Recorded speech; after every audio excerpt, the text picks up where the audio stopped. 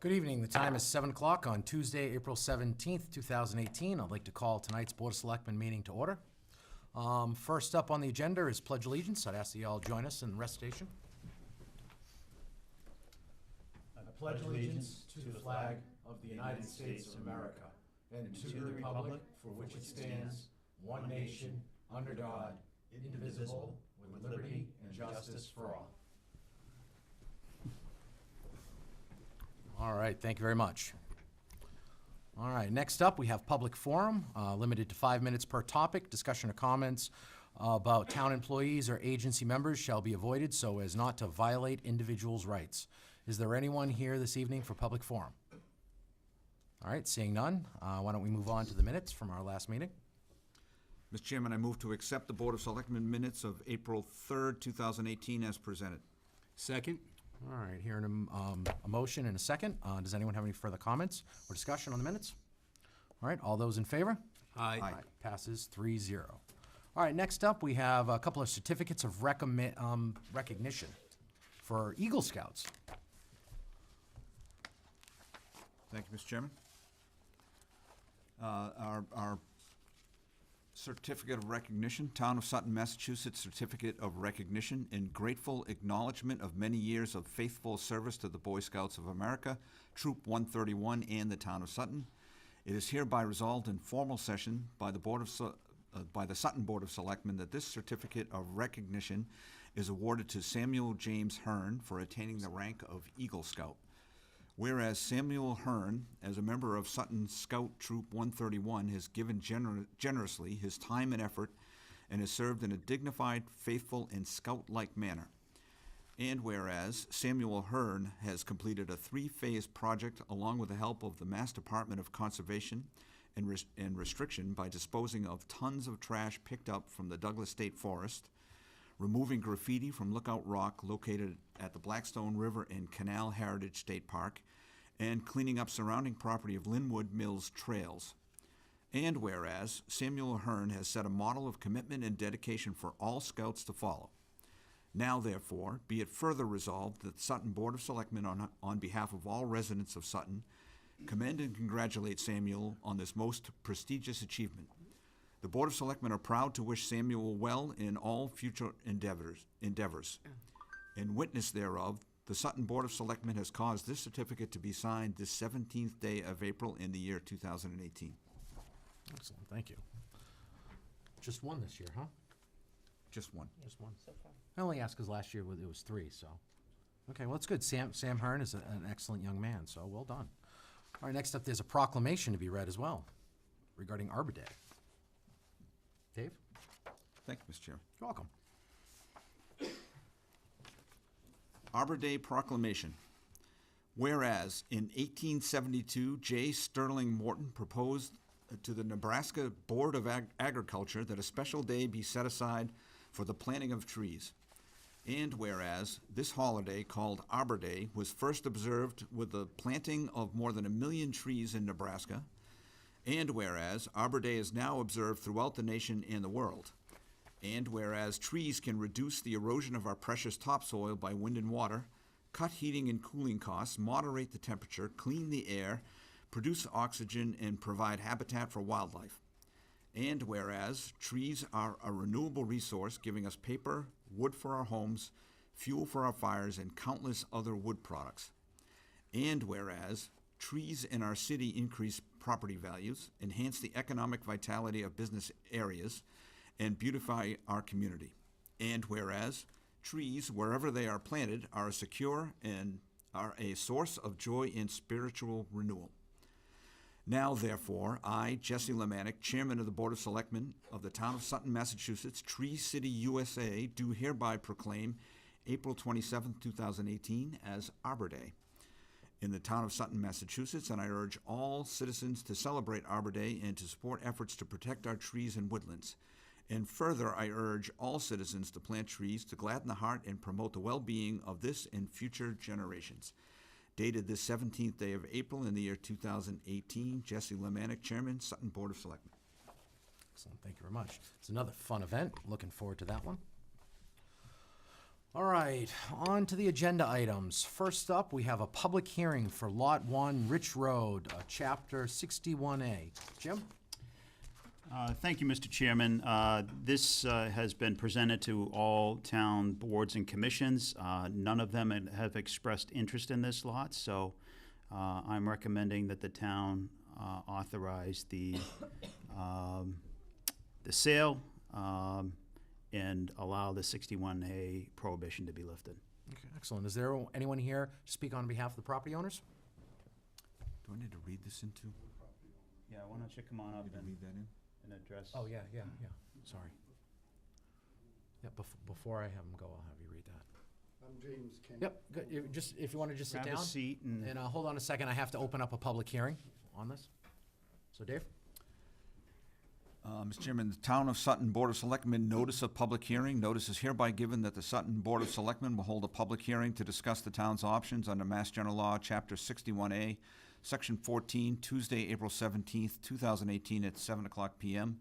This meeting will be held in the Sutton Town Hall regarding Chapter 61A property, which is located as a new retreat lot on Rich Road, Assessors Map 29, Parcel 24. This lot, further identified as Lot 1, will have 5.7 acres removed from Chapter 61A and sold. This meeting will be held on the third floor of the Sutton Municipal Center, 4 Uxbridge Road, Sutton, Mass. 01590. The public is invited to attend this public hearing, and this was advertised in the March 22nd, 2018 Millbury Sutton Chronicle. All right, thank you very much. All right, if you wouldn't mind introducing yourself to the community? Yep, James You King. could just speak right into the mic if you would. James King. Okay. 576 Boston Road, Sutton. Okay, could you just tell us a little bit about the decision to move it out of 61A? Yeah, I met the person that lived in Sutton like 20 years ago, and he went to Sutton High, and he asked me if there's some land available, and I talked to him, and I just wanted to sell it just to use the money for college for my son, and that's it, just to have some money for college for him. Okay. He seems like a nice gentleman. It's Brian Houlihan. And so, nice guy, Okay. And I said, okay, I showed him the lot, and he agreed, and that's it. We're trying to just, he wants to build a house and move his family there, so. That's it, All right, fantastic. Nice guy. Okay, typically what we do is when we have someone come before us, we have the individuals or representatives, speak a little bit about the decision, and then what we do is we open it up to questions from the board, if that's all right with you. Yeah. Okay, so why don't we start off with Dave tonight? I don't really have any particular questions. We have notes here that all the boards in town have looked at the property and have expressed no interest in it, so we have no particular reason to exercise our rights under Chapter 61A. So, if we don't, then that leaves you to do what you'd like to do with the property. So, no questions and no concerns. Okay, thank you. Mike? I don't have any questions or concerns. It's just, it's a beautiful lot. Yeah. I live right around the corner, and it's, Held on to it for all these years. yeah. My son, he's 18 now, so. Mr. Houlihan's gonna have a great spot Yeah. there, so. Seems like a nice guy, though. Yeah. You know what I Good. mean? He's a good addition to Sutton, Excellent. so. No further questions. Thank you, Mr. Chairman. Very good. Thank Thanks, you, Mr. King. Yeah, I don't really have any questions either. Again, I think it's going to be a win-win. Obviously, you're going to be a help your family out, help your son out. College is definitely pricey these days, and of course, we as a community, we're going to benefit because we're going to have a new neighbor living in town. Yeah, he's a very, So this is going to be wonderful, and I hope everything goes smoothly on both ends. I hope so, thank you. All right, excellent. All right, is there anyone else in the audience that'd like to speak to this? All right, if I could, I'd like to call the public hearing closed. We don't have to have a motion for that, do we? Move to close? We have to have a motion to close it? All right, I'd entertain a motion to close the public hearing. So moved.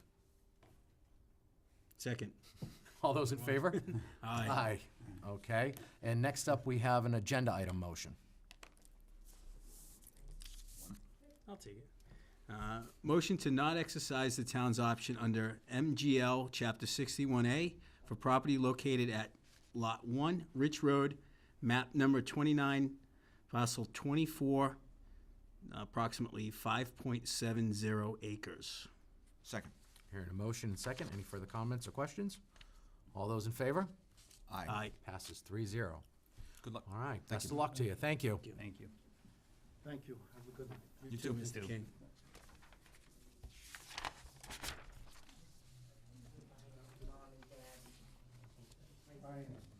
All right, next up, we have a request to increase the capital stabilization fund by 2.5%. Jim? Thank you, Mr. Chairman.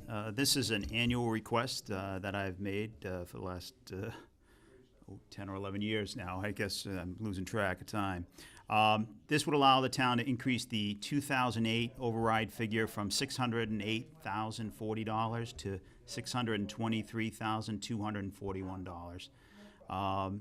Again, this plan is to build the capital stabilization fund. Right now, the balance as of July 1 will be $754,000.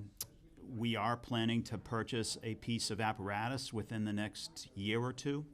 And what's nice about this, we will be able to write a check to pay for it and be done with it. 1 year, one payment, and be done with it. And still have, $600,000 remaining in that account. So it's a very healthy account at this point. And we're trying to protect it. We're using new growth and free cash in the capital plans, trying to preserve this. So it is a long-term goal of trying to get it to the point to be able to purchase larger equipment for the town by just cutting a check the year we purchase it. So. All right, thank you. Dave? Thank you, Mr. Chairman. So if you've been asking for this motion for the last 10 or 11 years, that means I've been on, not this committee, but certainly the Finance Committee for all of that Just time as much, well. yeah. And I bring that up because, the 2.5% increase is really what was contemplated when the fund was set up. This is the plan. So I think this motion that we have is required under state law for us to vote on it every year. But the idea always was to have this increase with the same 2.5% that the base levy goes up by. And as Jim says, this fund's doing its job.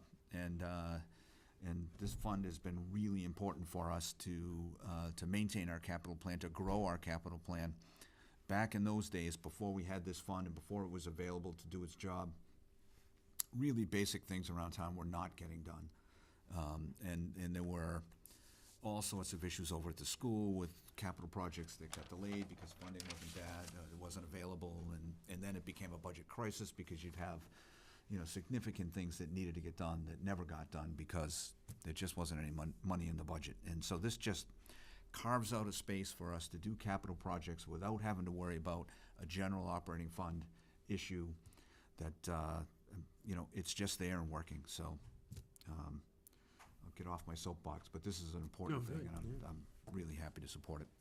Thank you. Thank you. Mike? No, I appreciate that, Selectman Hall. Getting up on the soapbox for that. That was informative. It really was. Good, thank you. I don't really have anything else too much to add to that, except the fact that it's great to be able to, cut a check like Mr. Smith said, that, without having to worry about where we're going to get the funds. It's paid for. It's ours. Right. And as Selectman Hall had mentioned, not to have to worry about where are we going to get the funds for it, because we don't have the funds or we have to cut from here to pay this. Yeah. The increase is something that it seems like, again, as it's been reiterated year after year, is almost a necessity to continue to have it grow at a rate that we need it at. So, thank you. Thanks, Mike. Thanks. Yeah, I will add my applause to this as well. I just look around at area communities, and typically what happens in communities that don't have such a stabilization fund is that if they need a piece of apparatus, they have to do a 2.5 override, which means it becomes a political issue. And you have people saying, oh, why are we going to support the firefighters? Why are we going to spend all this money on a truck? Why are we going to get a plow? When this was implemented back 10, 11 years ago, it alleviated the need to do that because it is inevitable that we are going to have to buy new pieces of equipment. We have services as a municipality that we are by law required to provide for, which means there are devices and equipment that gets old and worn. Right. I think of a conversation that I had with Chief Belcito that there was a pumper truck that dates back to 1985. Yeah. You know, it's great that the truck still runs, but when you have a vehicle of that importance, you can't repair it anymore because the parts aren't available. Right. So in order just to keep it running, it ends up costing more in the long term than it does to go out and buy something that's newer, that's updated, that can be easily repaired. But having the means to cut a check, Right. you know, it's there, it's available, and at the end of the day, it's gonna save us money too, because we don't have to pay interest on it. Right. So it's brilliant. And again, I applaud everyone who's involved in putting this together. Sure. I think a lot of credit goes to Selectmen 11 years ago. Kevin Garrity, for Garrity, one, yep. and others. Tim Harrison was involved with this, creating this account that takes care of all our capital needs into the future. So, Absolutely. wise thinking. Without a doubt. All right, I'd entertain a motion.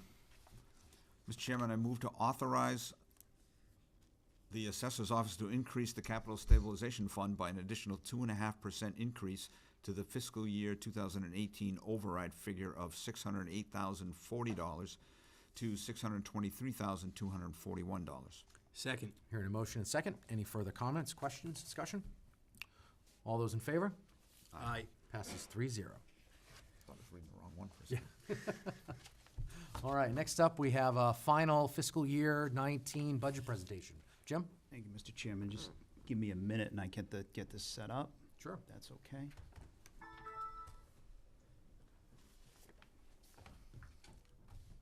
I could have done that. I'm not sure.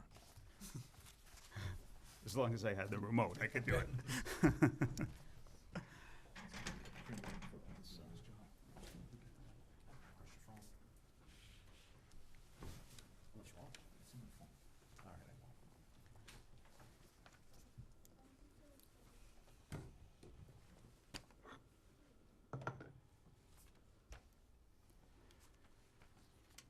Let this warm up for a second. So typically, I do this presentation at some point in March. This is probably the latest I have done the final budget presentation. And that's due to a couple reasons. One is that the union contracts were up this year. I negotiated with the Teamsters and the police union. I have tentative agreements with both unions. I will we'll work out some final details with the police union and then hopefully have a briefing before the board at the next meeting to let you know what's in that contract. And eventually, at some point in May, we will sign both of those contracts, hopefully. The other big issue that we've been working on is healthcare. Plan design changes throughout the late fall and spring. Working with the IAC, the Insurance Advisory Committee, made up of unions and retirees, and working in partnership with our advisors, NFP Associates, and Fallon. You know, the original increase was, I budgeted 8%, which is $230,000. We were told it's going to be 9.5% increase, which comes up to over $250,000. You know, a real unsustainable increase in healthcare, beyond the unsustainable increases in health and education. The three schools, Blackstone, Norfolk Aggie, and Sutton schools, are costing us more than all the revenue we're bringing in this year, $722,000. Big increase. Some of it may be one time, but I'm concerned about the sustainability of that over the long term. So that's why the presentation is coming so late in the year. There are a few issues that have come along with that, but we'll get to addressing them in a second. Let me see if I can get this working.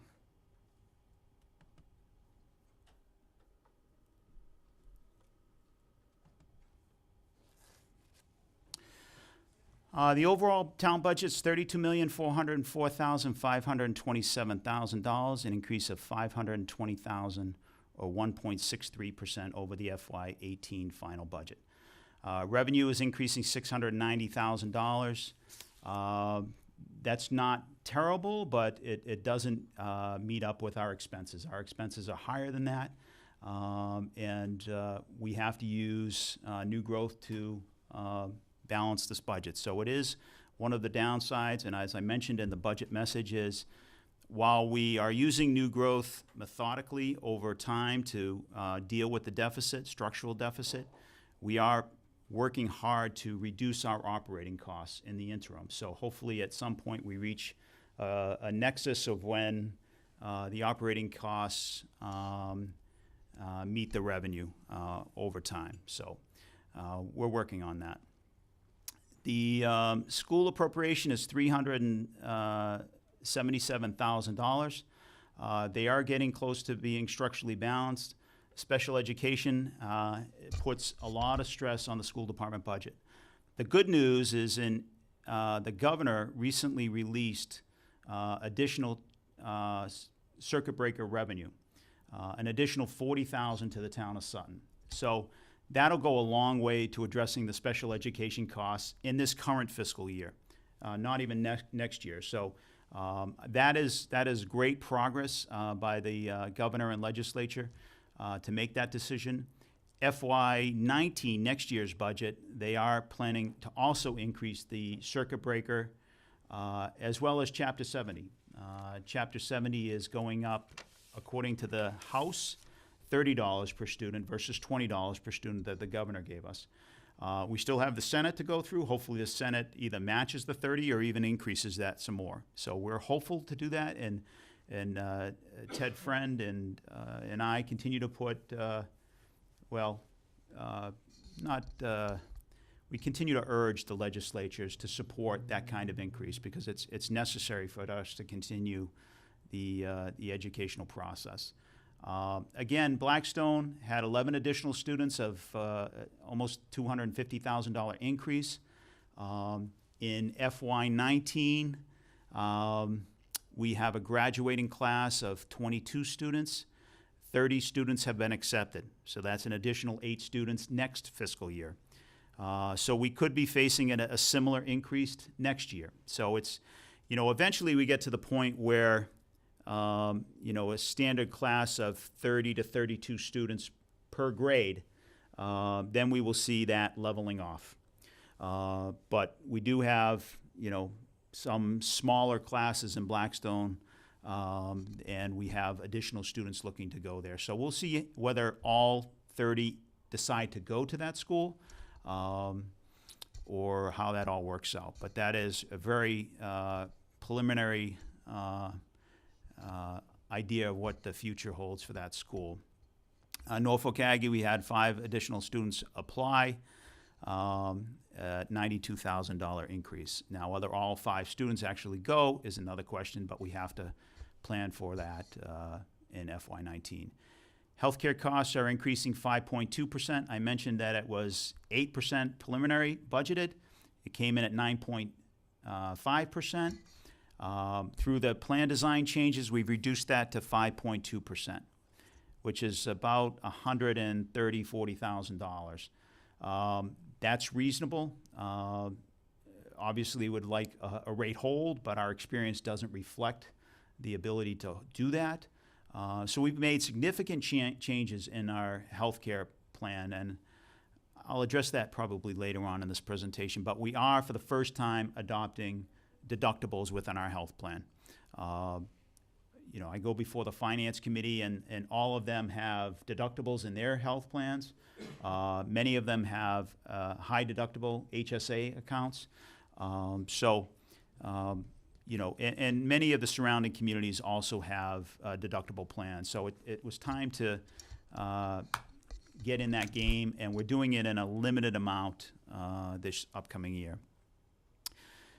Construction of a new police station is underway. It should be complete by this coming January, which is good news. It's making significant progress, and I don't see any major hurdles to us reaching that completion date. We are, and we'll address this later in tonight's meeting. We will vote as a board to support or not support the general override to create the roadway stabilization fund. This override for $300,000 would have the average impact about $74 on the average home. This would allow us to do $2 million worth of road work in year 1, and in year 3, an additional $1 million worth of road work. And then similar to the capital stabilization fund, over time, we will be able to borrow $500,000 every other year to continue to do roughly with the $500,000 as well as the Chapter 90 money, about $1 million worth of work every other year going forward. So that will make a significant impact in our roadways and definitely raise our rating of the roads. We will also present a home rule petition to request the legislature authorize the town of Sutton to abate a resident's tax bill, a service member's tax bill that individual is serving overseas. Typically a reservist. It very rarely happens, but it's obviously we had a discussion at the summer goals meeting, and I think it's an important message to send to the residents serving in the military in our town. And again, we've applied for community compact grants. We received the ClearGov application. That will be effective July 1, and we are awaiting on the fiber application that Chief Toll applied for as well. So there have been significant changes since the preliminary budget. Revenue, this was all working with Tim and the finance revenue side of this budget. The revenue was underfunded by approximately $15,000, and the bond premium was underfunded by $35,000. A lot of that had to deal with the reconciliation of the net bond premium after we borrowed $25 million, I think. Most of those were refunding existing bonds at a significant savings to the town. And obviously the police station net premium went to the police station. We voted that in February. But this is just cleaning house of the revenue side of the budget. So the revenue obviously went up up close to $50,000 from the preliminary budget. I'm going to skip healthcare. I'm going to come back to that. We settled the contracts. We'll move $40,000 from the personnel line item, and the rest go into salaries within the budget. So that's another decrease in our budget, plus the $50,000 in revenue. That helps address the deficit that we had in the preliminary budget. We were able to reduce our healthcare line item by $100,000 due in part to the 19 opt-outs in FY18. We utilized $50,000 of that to fund our health savings account, and the other $50,000 goes to offset the deficit within our preliminary budget. And we reduced a number of small items. There's a few. Veterans benefits by $5,000. Norfolk Aggie, we had one graduating senior, so we reduced that by $12,000. And various other smaller budgets. So now we have a balanced budget going forward. Let me just talk about the healthcare. We've got 3 plans going forward. We have Select, Direct, and HSA, health savings account, high deductible. The Direct plan is the in-network plan, in-network hospitals and in-network doctors. That's a limited area, limited pool. So if you go to a direct doctor or to a direct hospital, St. Vincent's, for instance, is a direct hospital, and you go to that hospital, you pay 10% less than Select pays. So what we're trying to do, and 50% of all of our employees have direct doctors, Reliant, Fallon doctors. If we could encourage some of our employees to shift over to direct from Select, we will receive a greater savings if they chose to do that. So what we've done is add a deductible on the Select plan. The higher end, you can go to any hospital, any doctor. A higher deductible on Select, no deductibles on Direct. So direct is essentially the same plan. You know, a 5.2% increase, but still 10% less than select. So we're hoping for a migration, if you will, from select to direct, and I think some of that's happening in the open enrollment, which starts this Monday. The other thing we're seeing is with a high deductible health savings account, we're seeing a number of employees look into that option. The town will match either $750 or $1,500 individual and family plan. So let's look at the family plan. It's a $3,000 deductible. The town will match $1,500 of that deductible. That's a -9% increment or decrement. So the more people that sign up for the HSA, the greater our savings on healthcare will be. You know, the idea of the high deductible is, you know, the town gives you $1,500, but you're also responsible for the second $1,500. So if you have a number of hospitalizations, inpatients, or MRIs and so forth, you will probably reach that $3,000 deductible, which is the max. And after that, other than copays, healthcare is essentially free. So it's been a lot of education on trying to teach people what the high deductible plan is like. You can invest up to $6,850 this year in the high deductible plan with the liability of $3,000 in the family plan. So you can put more money in than is required, and eventually it can become another retirement account. And you know, you don't have to use your pension to pay for healthcare. You can use your HSA savings to pay for healthcare costs when you get into retirement. So a lot of interest in that, and we'll see what the final numbers is, and I'll give a report in probably late May as to the success of that plan. I'm hoping for a significant number of individuals or families that choose the high deductible plan.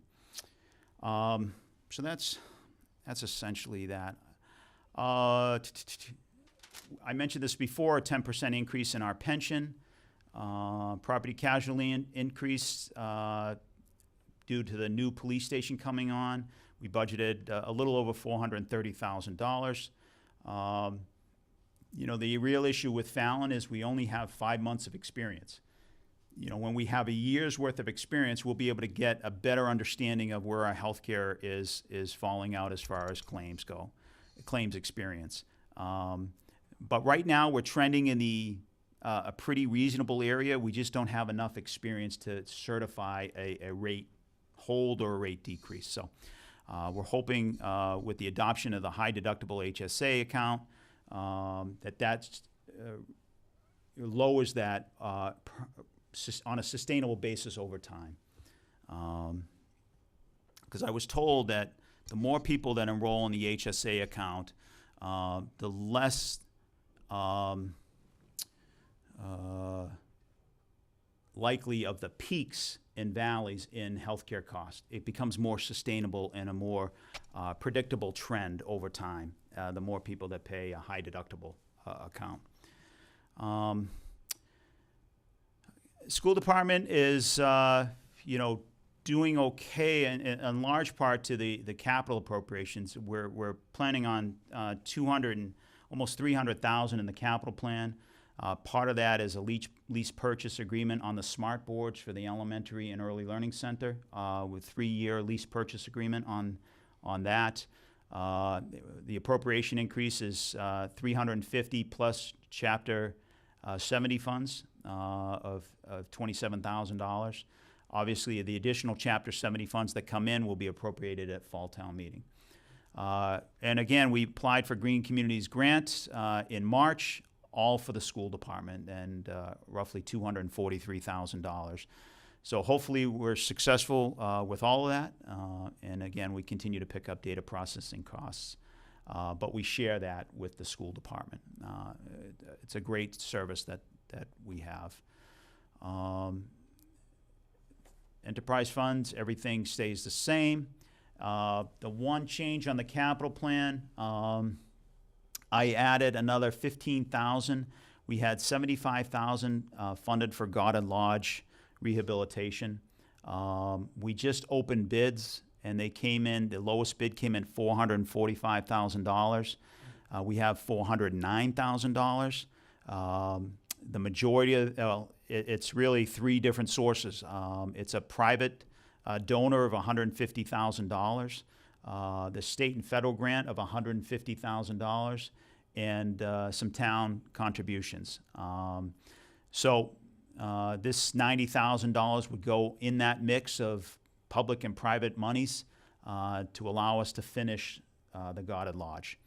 The bids were opened. I'll have to do a notice of award within the next week or so, and hopefully the contractor's willing to wait 3 weeks or so to authorize a contract being done the day after town meeting, if that all works out. So you see a little change in the revenue numbers, but I basically increased the new growth by a little bit, and free cash is like $5,000 lower. Quick question. Yeah, sure. If we receive the grants from the green community, does that just reduce the need for funding from those other sources? It does, because we funded, what was it, $40,000 for a boiler in the elementary school. If we receive the Green Communities grant, then we will be able to just roll that back into the capital stabilization fund.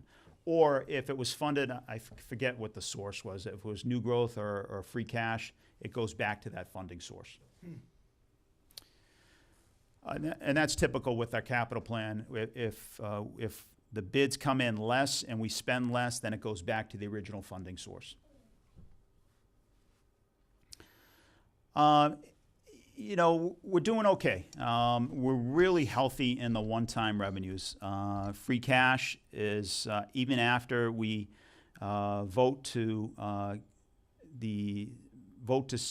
spend or deal with the surplus of snow and ice deficit, and after if the town meeting votes to spend $100,000 of free cash into the stabilization fund, we still have over $400,000 in free cash. And that's, you know, FY18 numbers. We haven't received FY19, obviously, but we're fairly comfortable with that. Our capital stabilization fund is very healthy. Stabilization is over $2 million. So OPEB is over $1 million. So we're pretty healthy with the one-time. Our real issue continues to be recurring revenue. The amount to support our ongoing operations throughout the town. And we are doing what we can. We have we've been having some discussions with the Finance Committee, trying to think outside the box. One of the items that we're supporting at Maytown meeting is to appropriate an additional $100,000 in free cash to the stabilization fund to bring that account up to close to $2.2 million, which is the goal of 8% of our operating budget established by the Board of Selectmen. Once we reach that goal, the policy says we can use the interest off that account as an additional funding source for our budget. So that's one idea as an additional funding source. Another idea is to build the OPEB trust fund up to $2 million. And once we reach that, then we can use some of the interest off of that account to start paying for some of the active retirees. So that's what the fund was created for. You know, that's just some internal discussions. It's been yet to be run by the OPEB Trust Fund Committee. But, you know, we're trying to think outside the box for how we deal with the future cost increases within our budget.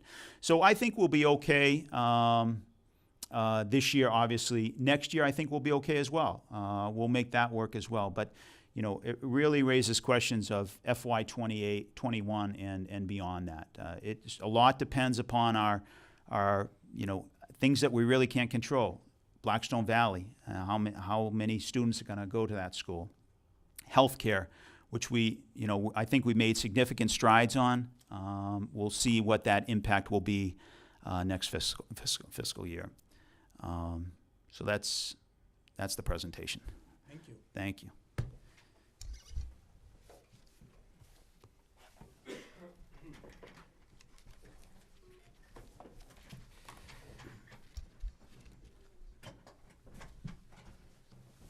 All right, that was excellent, Jim. Thank you. Thank you. All right, Dave, do you have any questions for Jim? Probably. That was an excellent presentation. Thank you very much. Thanks. So, you spent a fair amount of time on insurance issues, which I think deserved a fair amount of time. I think that's one of the biggest issues that we face. You know, that was a 5.2% increase that you have budgeted for, at least, which of course is much bigger than our overall budget increase, certainly larger than our revenues. Yeah. And, you know, that's how it is every year. It's always larger than our revenues. And so I'll talk a minute about a sustainable budget, but, you know, that's clearly one of the issues that we have. But sticking with health insurance for a moment, you worked through the Insurance Advisory Committee, and now you've had a chance to begin to talk to the employees about the plans that are being offered. How is it being received so far? Maybe we should ask an employee. I'm an employee as well, and I'm gonna probably take the HSA account. And my guess is I'll hit the deductible every year just because of my health issues and so forth. But I think in general, the employees are receiving it fairly well. They're not fighting back. They understand that there's a cost to health insurance, that the town cannot absorb a $250,000 increase in our budget. So they've been very, I know the Insurance Advisory Committee, which is made up of all unions and a retiree member, has been very supportive and very active in the negotiations. The 5.2%, by the way, is the high end. Yeah. It can come in less than that, which we're hoping for. I think the more people that sign up for the HSA at a minus 9% decrement, almost a 15% difference from Select to the HSA Select. That's a huge variable. The more people that sign up for that, the more in savings we will receive. But I think overall, the employees, we had a meeting today at 10 a.m. Here in this room. A lot of highway and town employees were in attendance. They were just looking to try to understand the different plans. I think you'll see some migration to direct. There's really no changes in direct, and it's a 10% savings off of Select. But there are people that have Select doctors, go to UMass for regular care, as I do. That direct just isn't an option for us. But a lot of employees are looking at direct. A lot of employees are looking at the HSA. A lot of the fire employees are looking at that. The police, there are a few other people I'm aware of, but I don't want to mention them without notifying them. But I do think the employees are accepting it and willing to go along with it. Okay.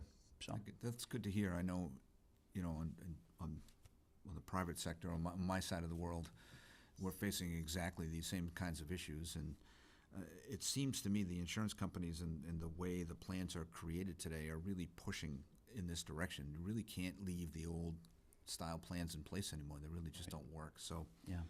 it's, again, as we've talked about, it's good to have the support of the Insurance Advisory Committee, because we like that piece of working together and trying to come up with a solution that works for everybody. But I'll give you one example. The school department, which is the largest union and really, the one that carries a lot of weight at the Insurance Advisory Committee, they had a ratification vote because it's in their contract, the health care plan. And I believe it was 96% approved the changes. So that's a strong statement from the school department that, and that's versus the alternative of, if we have to make plan design changes and we don't have support from the employees, then I will be coming to the Board of Selectmen asking for the authorization under the 2012 Health Reform Act passed by the legislature, adoption of Mass General Law, Chapter 32B, Section 21, which authorizes the town to make unilateral plan design changes. and typically to go to the GIC.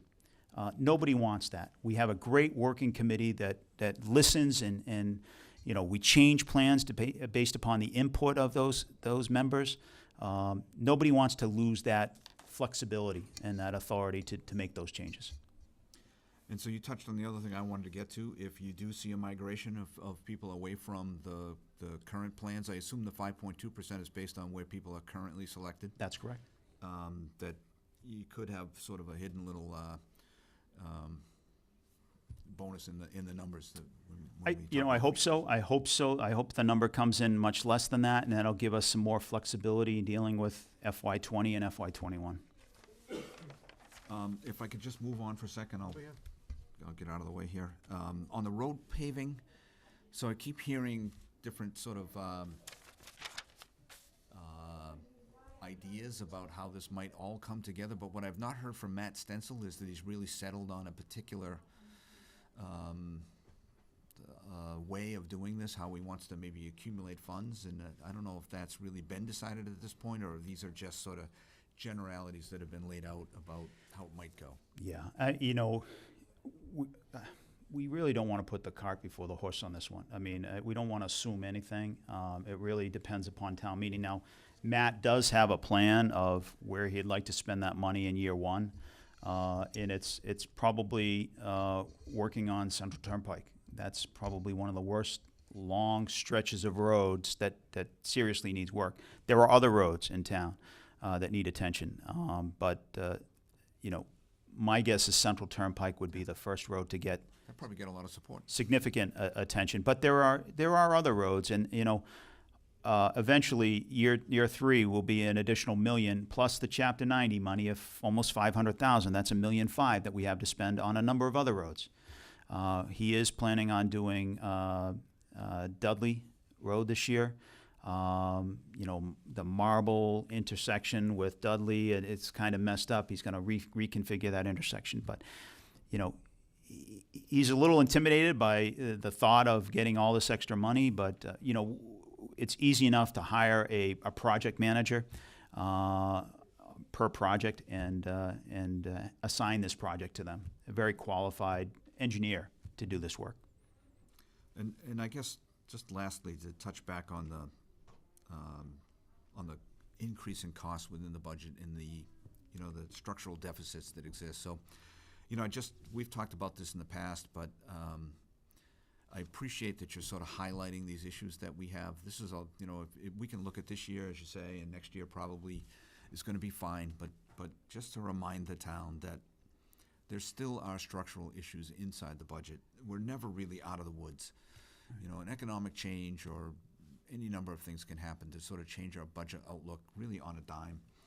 But just to remind people, I mean, a budget that went up 1.63% this year, but you still have health insurance changes budget at 5.2%. You talked about a 10% increase in the pension plan costs. We always have OPEB issues hanging out there.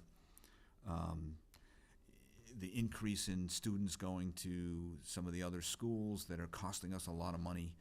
And, you know, although it sounds like it's coming together, we still have structural issues with our own salaries in town.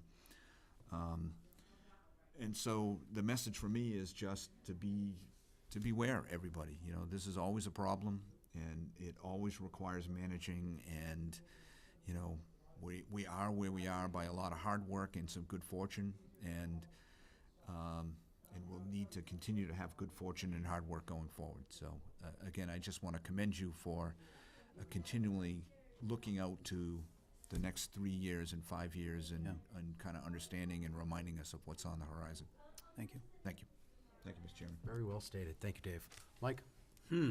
Where to start? Excellent presentation. Thank you, Jim. Sure, Mike. It seems like it's a task, you know, for the 3 years that I've been here, the third time every year, and it's you know, it's changes that are out of our control. You know, whether it's healthcare, whether it's, you know, the OPEB, whether it's, you know, union negotiating, which could be in our control. But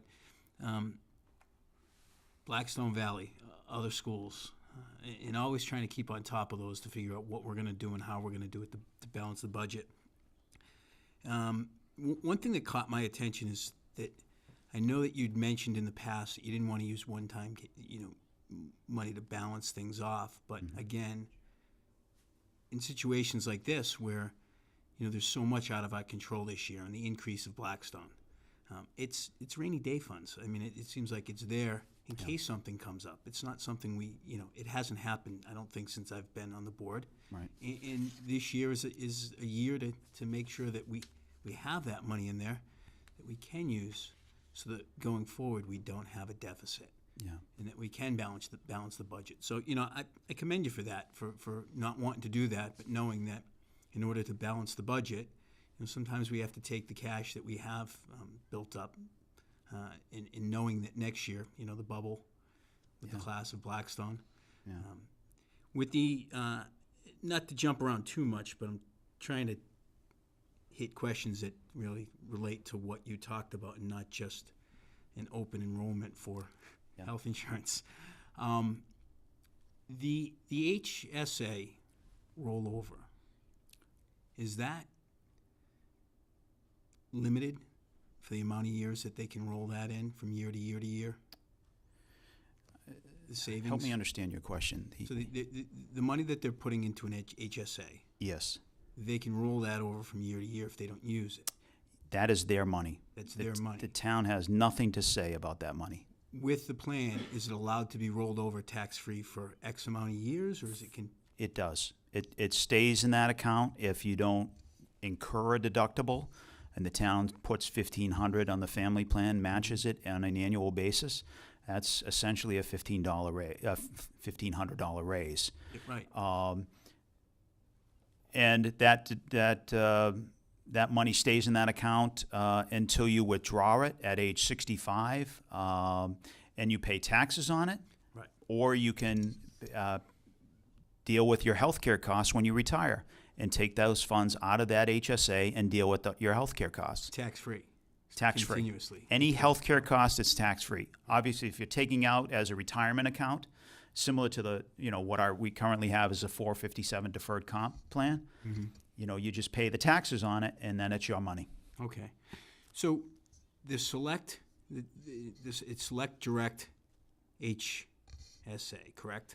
Yeah, Select, Direct, and HSA has both a direct and select And- option. Okay, that's what I was going to ask. Yes. They both have the option there. Is there, we're giving the employee $1,500 to choose the HSA Select or Direct. Yes. The difference in the deductible it'd be $1,500 to them, if you're following me on that. So we'd cover $1,500 as a town. Yes, They'd cover $1,500. that's correct. The difference between the direct deductible and the HSA deductible is what? Do we know that? Because there's probably The deductible's equal Okay. on both HSAs, Select or Direct. So the deductible is still, the employee responsibility is $1,500 on both Direct and Select within the HSA. Outside the HSA. Outside the HSA, under the Select plan, it's $500 and $1,000 deductible. Okay. The town will match the second half of that deductible through the health reimbursement account, Right. HRA. Yeah. Sorry to throw all No, I these got it. acronyms at you. Under the Direct plan, there's no deductibles, and the reimbursement account will reimburse 50% of all outpatient surgery or inpatient hospital care. So inpatient hospital is a $1,000 deductible. If you're under Direct, you only have to pay $500, and the town picks up the $500. Outpatient surgery for Direct is $600. You're only responsible for $300.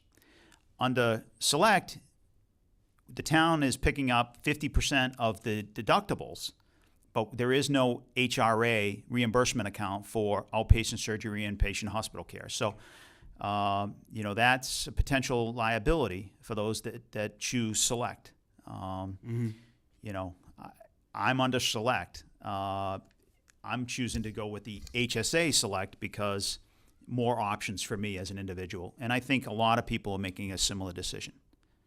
So the 5.4% that we budgeted, the increase in health insurance, that's I think if I heard it correctly from Selectman Hall, that's based on what they're currently enrolled in this year. That's correct. That's really the worst-case scenario. That is worst case. I think so, yes. Okay.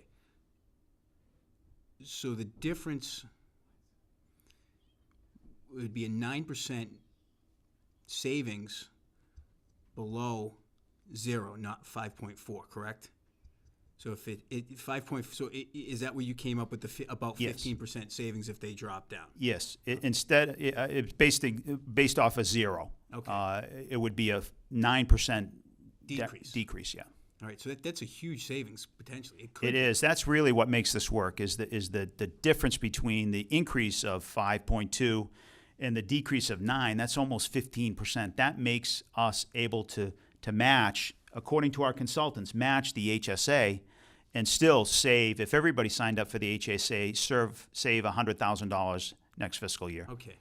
versus costing us. The reason why to go back to the beginning where I jumped in, not too much of an enrollment questions that might have been asked during open enrollment, Yeah. is because so the public knows or the employees know that it's not, well, there's a huge savings if they take this ridiculously terrible plan. The HSA plan is not that far off if you go select with the select plan with what the town is putting in, the tax-free difference in what you're saving, because you're still going to be able to continue having the same selection that you currently have, except worst case scenario, again, at a 30%, is 500 on that is a $1,000 difference. And if there was a deductible in the select plan, it's not much of a difference at all when you break it down by numbers. No, you can come in and address the IAC, because I've been making that case all along, encouraging people to look at the HSA account with significant savings. And beyond the $3,000 deductible, there are other costs that could affect the out-of-pocket, because after the deductible, you're still responsible for co-pays. Mm-hmm. If you go to the hospital and inpatient and you stay for a period of time, that's a $1,000 deductible, a $1,000 copay, Right. excuse me, and that comes off out of your HSA. So that, the out-of-pocket maximum is kind of high. It's like $12,000. So if you're really sick and you're in the hospital constantly, then you probably need to look at a different option. Correct. So the other benefit of the HSA, sorry, I'm getting lost in these acronyms, is that it's really another retirement account. Any money invested in the HSA over $2,500 can be put in mutual funds. Mm-hmm. Our third-party provider, American Fidelity, is giving us a list of mutual funds that you can invest in. So if if you have, let's say, $5,000 in there, you want to take $2,000 or $3,000 and put it in mutual funds, that will grow at a rate higher than the standard investment of 1%. Mutual funds, let's say 5, 7, 8% increase. So there's a real benefit of that as another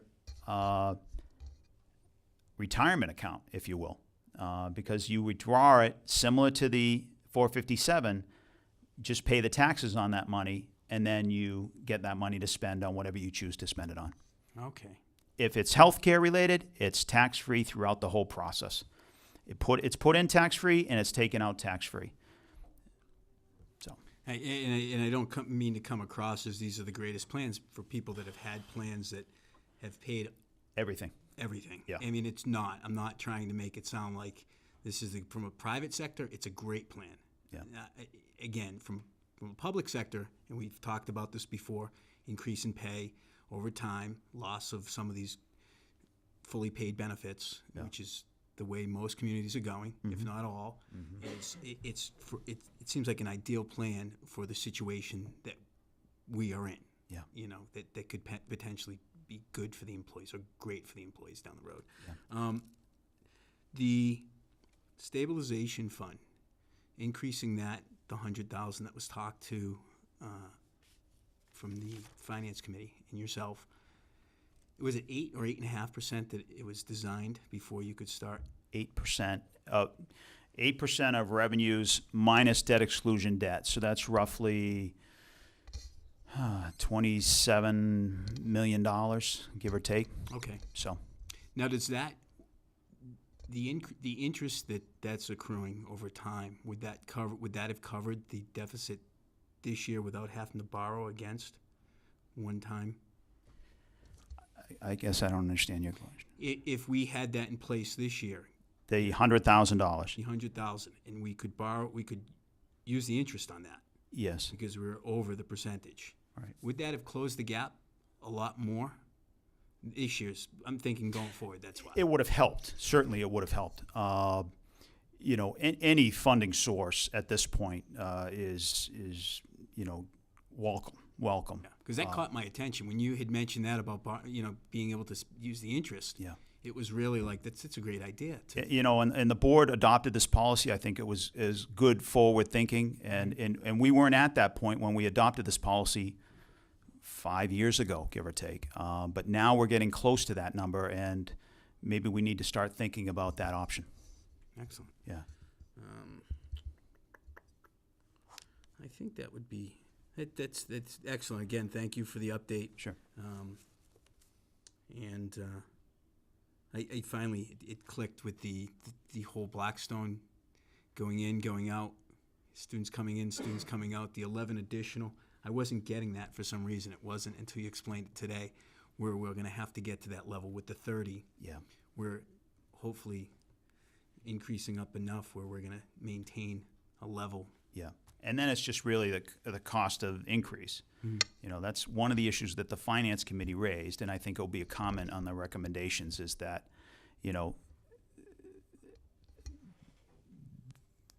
Blackstone Valley increase was 4.7%, almost 5%.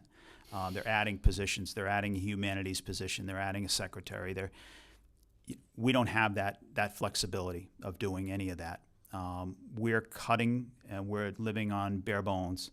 When all is said and done, our school department budget probably goes up 1.5%. And because there are 13 communities involved, there's really a lack of accountability. When Dr. Fitzpatrick, and God bless him, I think he does a terrific job over there, comes to our Finance Committee meeting, the budget's already been passed. There's a big stamp of approved on the cover sheet that he sends to us. So what are we going to do? The budget's already been passed. Unless we get 13 or 11 or 10 communities to oppose it, I know Douglas is opposing it. The Finance Committee's recommended opposing it. And more communities are heading in that direction with these kind of significant increase with disregard to what the local communities are going through financially. It's crazy when you look at when you mention the increase. And, Yeah. And we're 1.5 at most, and that's just maintaining. 1.6. It's not even the cost of living. Yeah, right. And they're at 4.7. And we pay for it.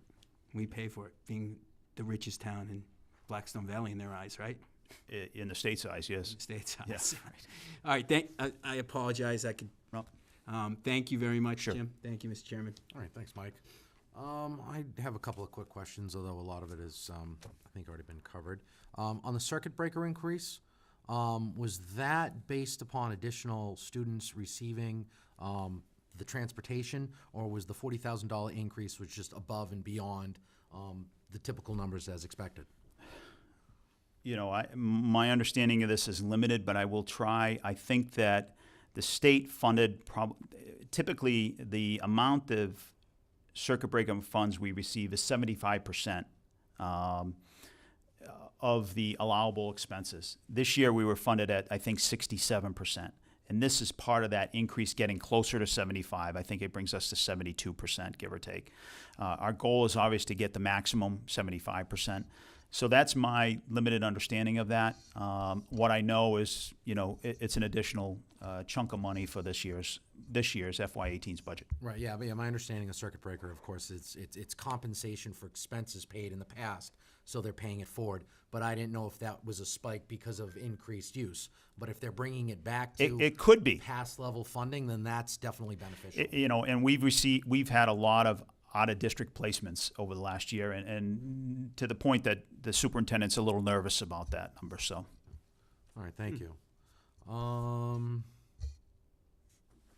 Mentioned two items that would be underfunding because of the debt and because of the bond premiums. Is that going to be an annual savings that we're going to see, or is this just a one-time? Not on the bond premium. That number will go down next year, so unfortunately, it is a one-time, if you will. Okay, thank you. But we've got to reflect it in the revenue section as a bond premium, so you know, really no way to mask that other than Okay, I just didn't know if it there was is something a one-time. to count on, but one time is one time. Yeah.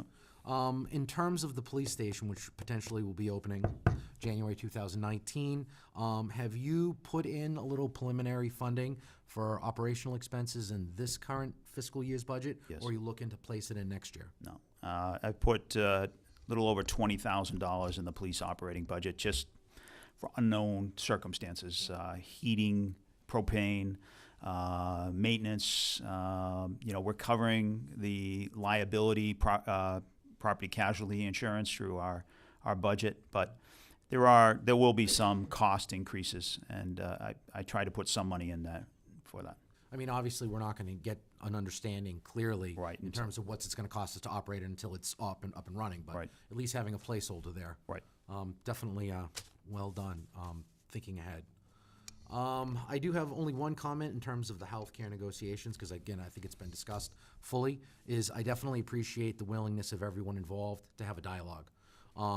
Working together collaboratively, as opposed to, as you mentioned, something that we as a board with your authority could actually force upon them.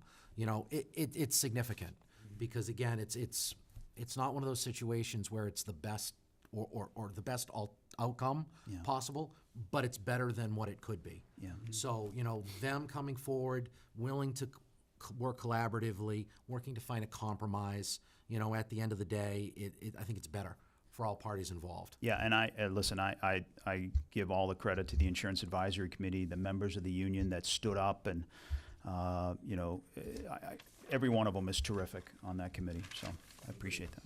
Agreed. Green communities, now forgive me if I'm wrong on this, but the presentation ceremony is in June. That's correct. So that's the time frame when we'll find out exactly how much of that we applied for we'll receive. Yes. Okay, very good. Last but not least, it's a tight budget. Yes, it's a little increase, but again, I think it goes to the hard work of the financial team of not only always thinking ahead, not just for this year, but 2, 3, 4 years down the road, looking for those potential bumps in the way, but it also speaks to living within our means. You know, unlike other, again, I don't want to throw BVT under the bus.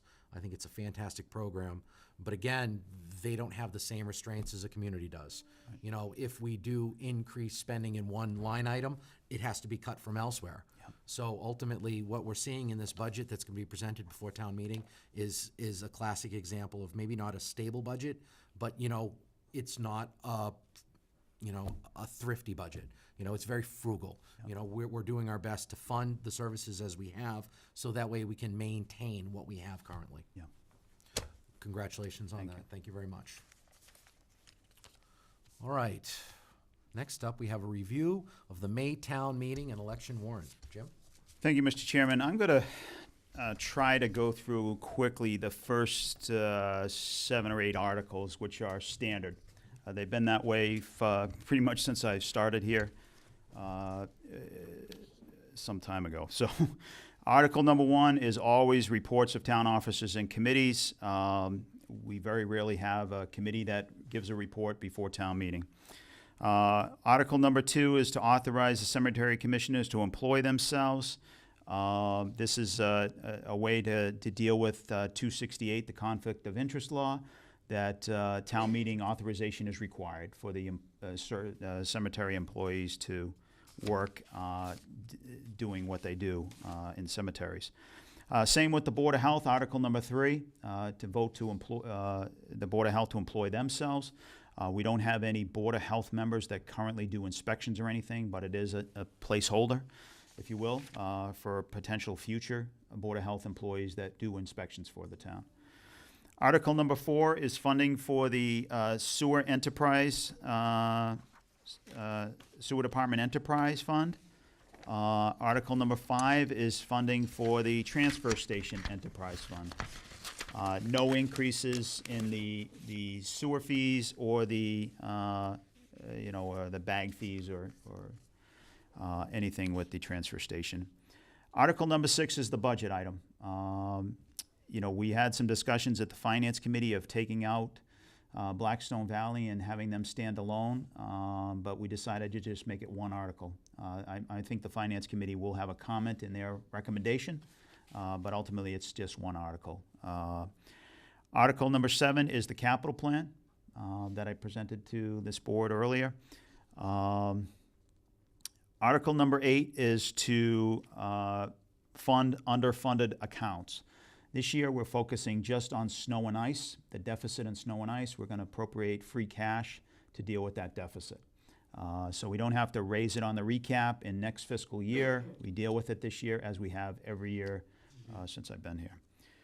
Article number 9 is what's commonly known as bad bills. I believe we have one unpaid invoice that we went through every step to get it dealt with, but we were unable to deal with that. So that's, I'll give you the specific amount in the motion, hopefully at the next Selectmen's meeting when you vote on the warrant. Article number 10 is to, again, this is a placeholder. This is to deal with Chapter 90 funds. This is to borrow in anticipation of receiving those funds.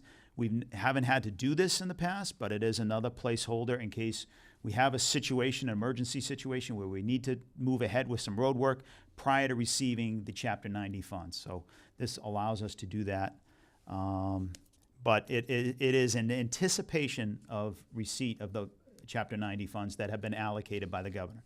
We just got notification maybe a few weeks ago that we received essentially the same Chapter 90 money that we received the previous fiscal year. Yeah, I think it was like, from the House number, it was like 0.3% or something. Yeah, we got a $3,000 increase, so that was really nice. That wasn't additional. I know that people in town had asked me, are we getting an additional 460+ thousand? You get an additional $3,000. That's what we get. Yeah. It's just making it official that that's. Yeah. So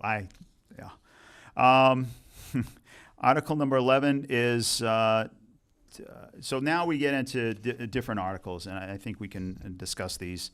And we're going to vote on this in the next agenda item on the board.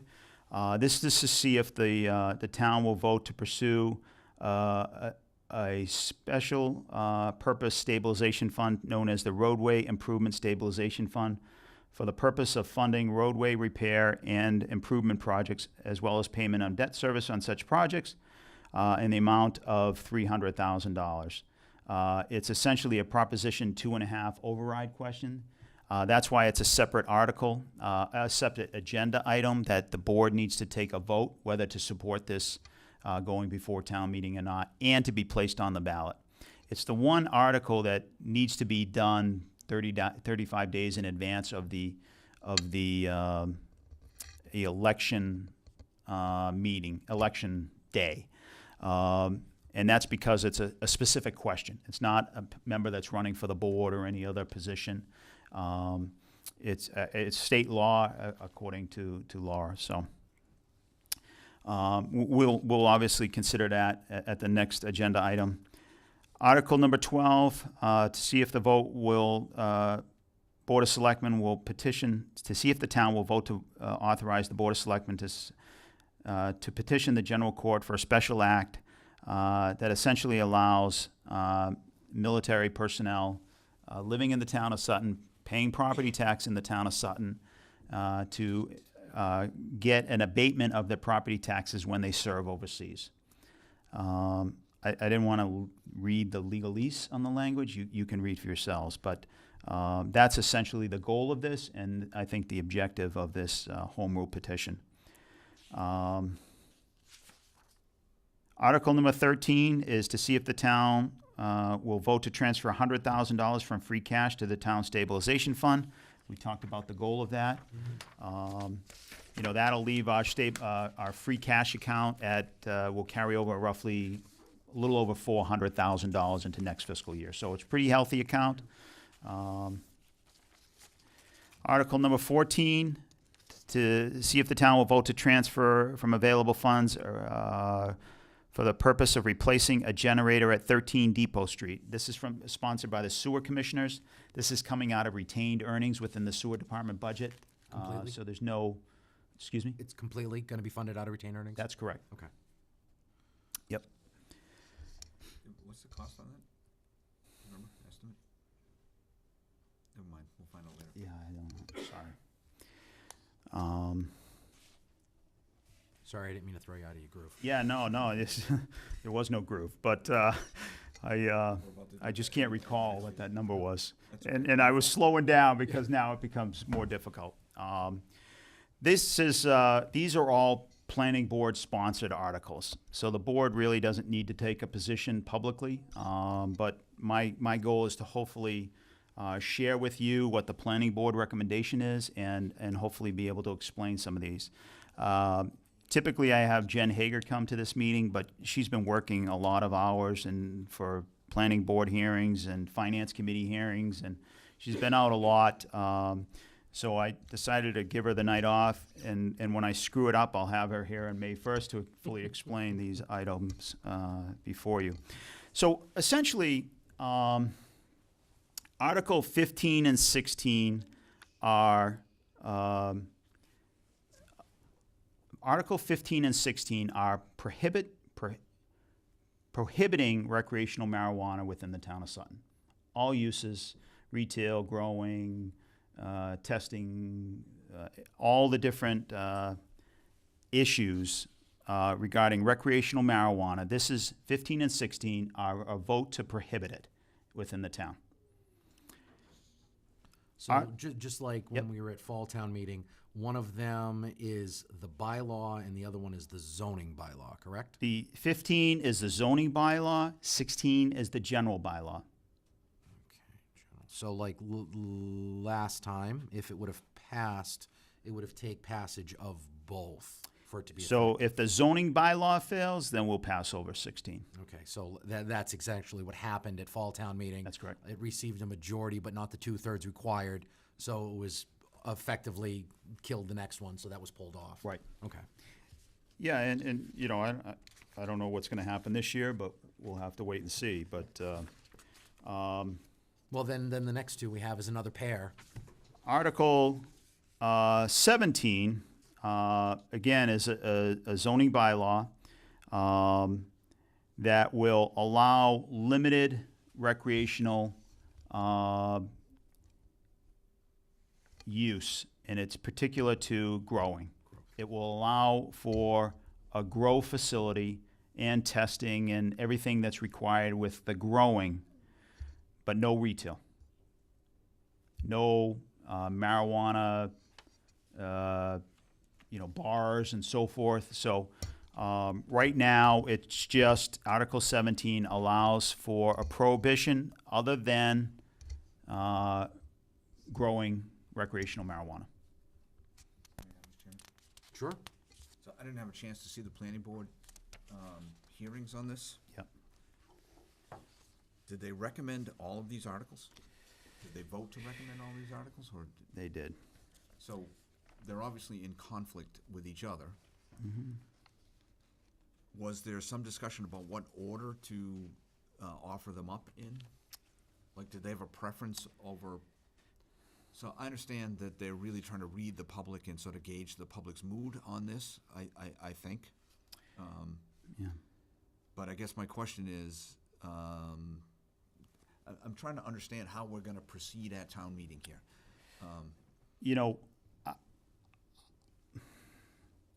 Maybe this will help. Do we intend to sort of do some discussion or have some discussion about maybe the meaning of 15 and 16 taken together, and then also the meaning of 17 as they are in alternatives to each other before we take a vote? Because it seems to me if you pass 15 and 16, you'd obviously just pass over 17. That's correct. That's correct. But that seems a little confusing to me, perhaps, if we don't have these discussions in advance before we take any votes. Yeah, and this has been a tricky one for the Finance Committee, I wasn't at the Planning Board public hearing. The Finance Committee didn't feel like they got a lot of direction from the Planning Board. They essentially said, we vote to approve 15 and 16 and 17. So which one is it? And they were both 5-0 votes, unanimous by those that were in attendance. So I really don't want to comment on a different board's decision. I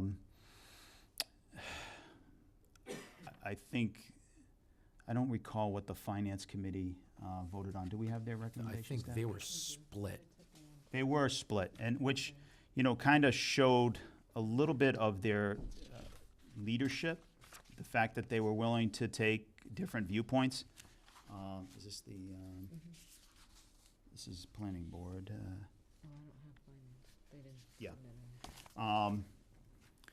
So, the history of this board in particular is that this board voted to put a prohibition on a Maytown election, was that a year ago or Yeah, at least, I think a year ago. a year ago? Yeah, we've done a couple of moves because we did No, the ballot election was question. in May. Right, we did a ballot question with the moratorium. And then the following And then town the meeting. following We was the voted to ban. prohibit it at an election, and it passed. Right. Oh, that's right. And then, moratorium was at and then the the same time. commission changed the law, so then we had to go Then back we and had do to it again. go for the zoning bylaw Right. change, which pretty much threw the vote out as a non-factor. Right. The message was still there. The public voted against recreational marijuana in the town. The Board of Selectmen put the question on the ballot. That also passed, not wanting recreational marijuana in the town. The zoning bylaw in the fall failed to get a 2/3 vote, but certainly got more than the majority vote. Yeah.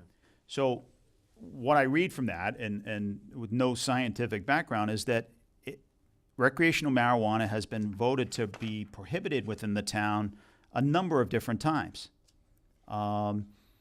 So that's why I think it's appropriate for 15 and 16 to go first.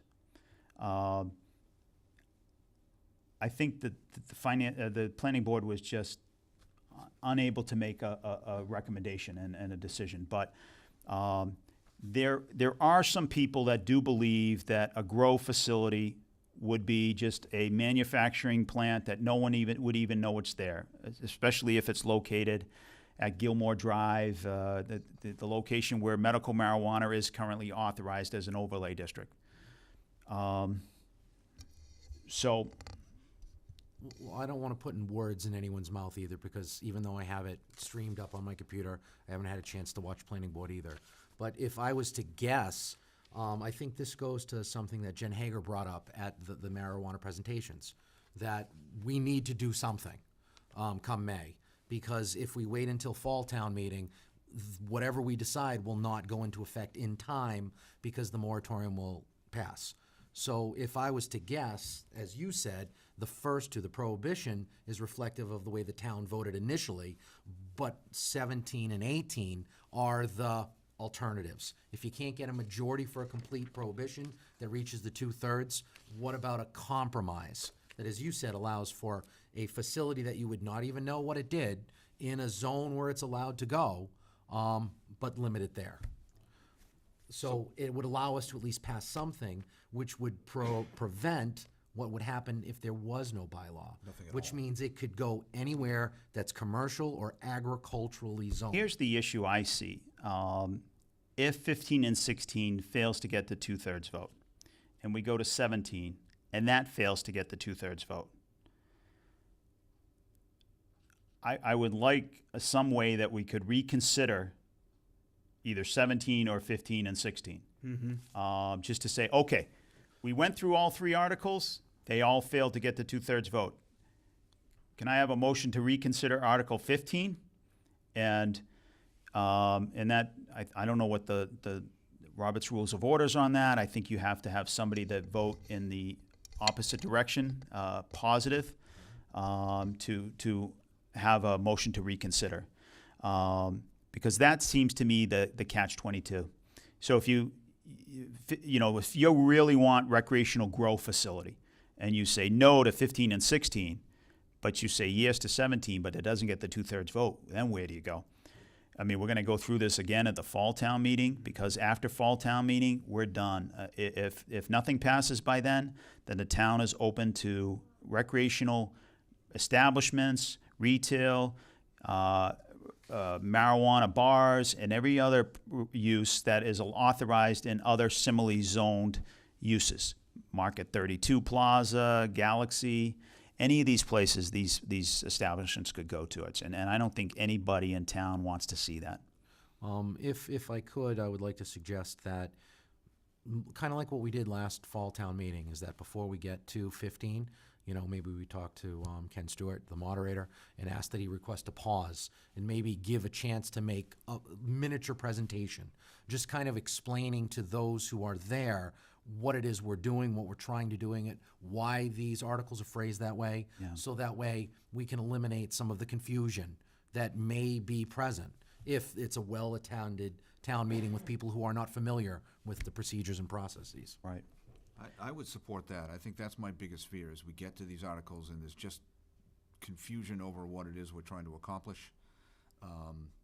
And the downside of not voting for either one of those. So that's the one thing I wanted to highlight tonight, was this idea that we must reach 2/3 votes in order to pass any of these. And that seemed to be, some things that came out of those information sessions that Jen held, was a lot of commentary around that thing, that you may not be for recreational marijuana in town, but we failed to get the 2/3 vote when we tried this the last time, and that a continued failure on that front would be that wide open frontier that I think everyone sort of fears. So I think as Jesse points out, or has sort of asked for here, this opportunity to kind of give a little education session at the time of town meeting, in the town meeting, to to hopefully spell that out for the people that aren't aware of that, I think would be really helpful. Who's educating? That was the only one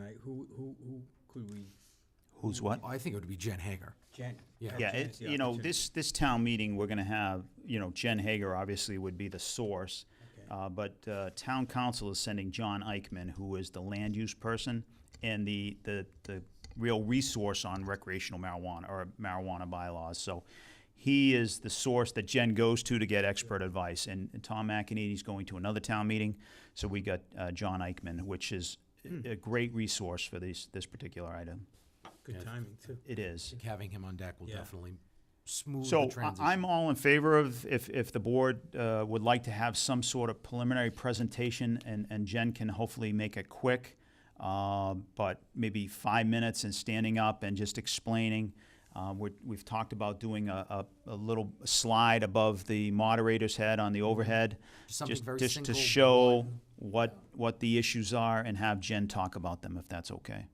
Yeah, I think that'd I be think that's a appropriate. great idea. Would we go 15, 16, 17? Would we still continue to go back to 15 again at that point, or would the presentation happen before 15 the first time? Because how you'd mentioned to go No, it back. should be the first Would we go back again if it didn't? Because what That would makes we sense. do? What would we do when we went back? Would we give it again, or would we just let people? No, know? we wouldn't do it again. I mean, people would be like, That's what I mean. That's what enough. But we would make the presentation to everybody in attendance prior to 15, and explain the issues, explain why we need to approve 15 and 16 or 17, or we're in trouble. And then if they all fail, then we can do a vote to reconsider to go back to 15. It is my thinking, but I have to clear that with town council. But that's my guess, is what we go back and say, okay, where do you stand now? Now that all of them have failed, has anybody I get it. seen the reality here, and what are we going to do? Yeah, no, I think that Yeah. the process there is very logical. So, if you prefer 17, so you don't vote for 15, but if you don't get the 2/3, then you just get a chance to re-vote, knowing that your preferred option isn't going to work. Yeah. I think that makes perfect sense. Mm-hmm. Mm-hmm. Agreed. Thank you.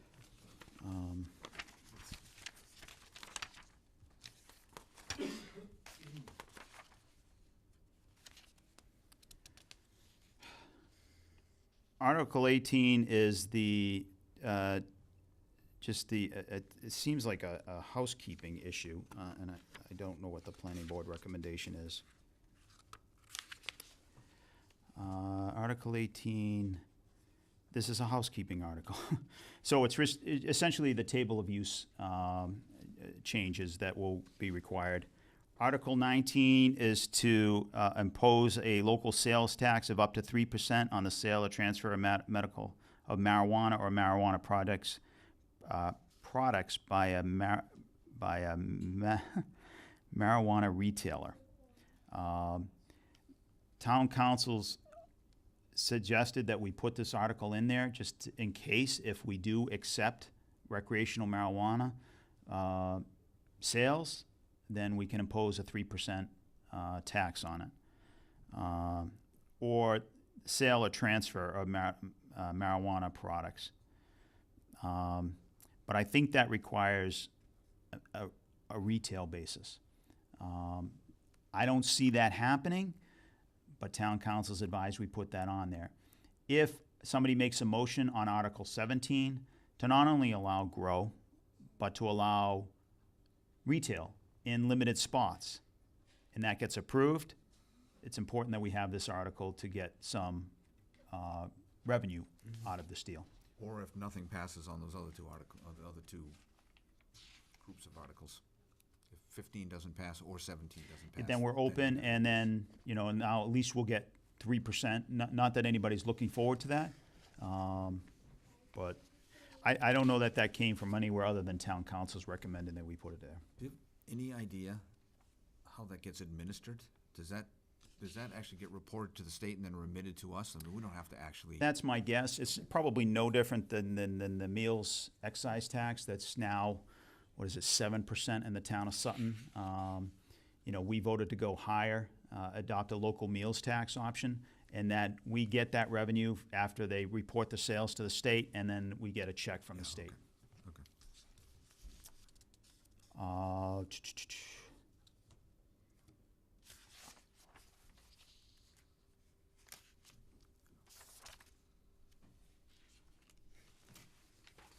Article number 20. I'm looking at the recommendations. Is this the beginning of the overlays? Yeah.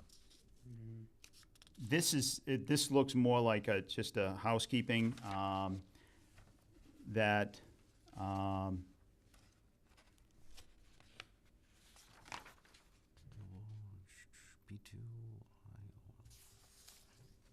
This for the overlay district? it is. It looks like, is it an amendment to one of the tables in terms of specific use? As of last year, large-scale solar systems may also be located within the photovoltaic overlay district, areas selected by the voters. So that this change in the table allows for that use. Again, as the planning board said, it's a housekeeping article, which essentially incorporates last May, was it May town meeting? Yes, I think so. It was. Down off 146, Yeah, the down near Purgatory. Purgatory. That created an overlay district, and this allows this overlay district to be expanded to other areas that town meeting authorizes.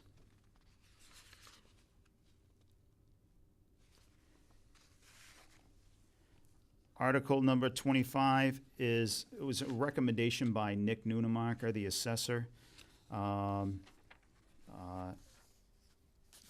He asked the planning board to enact this regulation as the assessors have numerous issues with structures being built on town lines, causing significant valuation and taxation issues. If a structure is built on the Millbury-Sutton line, how do they get taxed? By whom?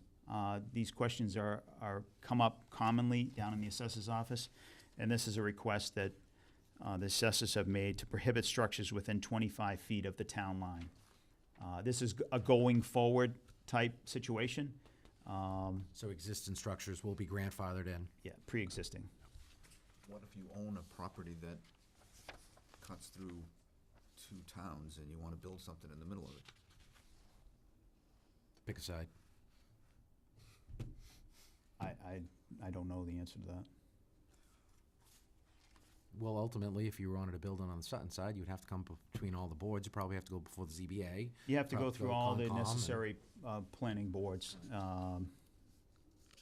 So one would assume at that point, they would be informed exactly where on their parcel they could. And if we have this prohibition in place, then it's clear, 25-foot setback from the boundary. You can't build your house in both towns. Is this something that can go through an appeals process or maybe a variance process? I don't know. Just curious. I would assume there's got to be a variance option on all new bylaws and so forth put in place. I don't know that there's anything absolute about any bylaw we create, Okay, but that's just my opinion. all right, thank you.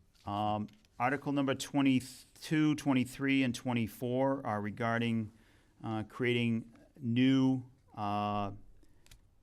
areas to extend the solar photovoltaic overlay district. So now, just beyond the Purgatory Road development that the town meeting voted for last year, they're now asking for that to be expanded over to DeWitt Road, Article number 22. The planning board voted 4-1 to recommend that the town meeting approve this article, but only the portion of the parcel necessary to support up to 5 megawatt of solar panels.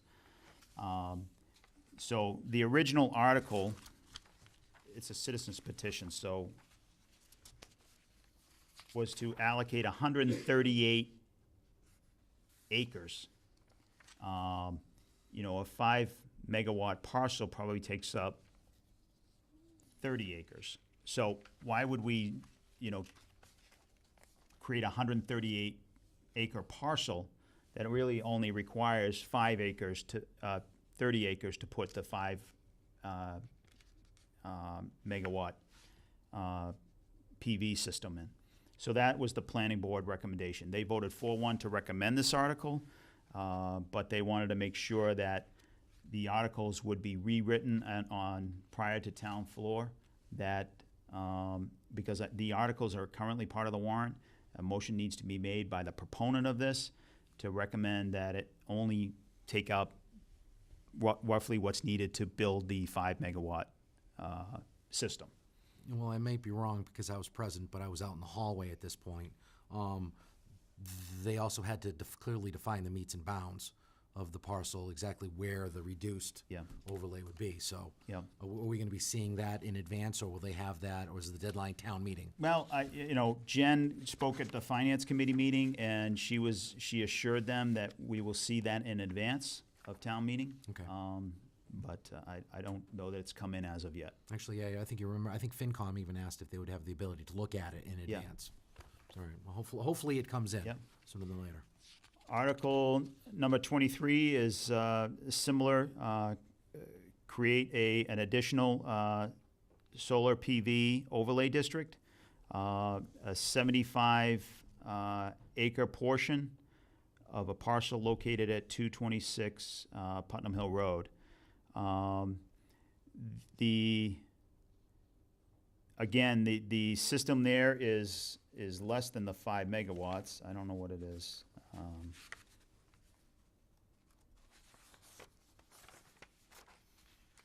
It's 4 megawatts. Again, the planning board said, we voted 4-1 to approve as long as it's only gonna be the amount of land necessary to accommodate a 4 megawatt system. That's much less than the 75 acres plus the 12 acres on Old Mill Road. That's Wayne Whittier's parcel. That's across the street from the Blackstone Golf Course on Putnam Hill Road.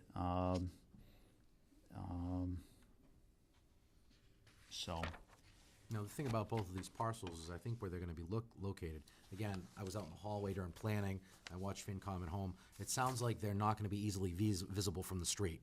They're gonna be back off, I think Wayne's is gonna be behind a hill in Yeah, the that's- woods. I And watched it last night, and I caught the piece of that they weren't going to, and again, it might have been discussion before I caught it, Yeah. but as far as I understood, it was gonna be outside it wasn't in the field, it was down. Right. You won't see it from the field. It's in the further sections of that parcel. Yeah, so I don't Because want in the the pub- front of that field, he'll continue to grow corn and farm it. Yeah, I don't want the public to think that it's gonna be encroaching right up on Putnam Hill or you know, on DeWitt, you know, so that way easily it's gonna be, you know, set back and. You know, and you know, these parcels bring in a significant amount of revenue in the local receipts. It's not the pilot that is negotiated between the developer and the town is revenue that comes into local receipts.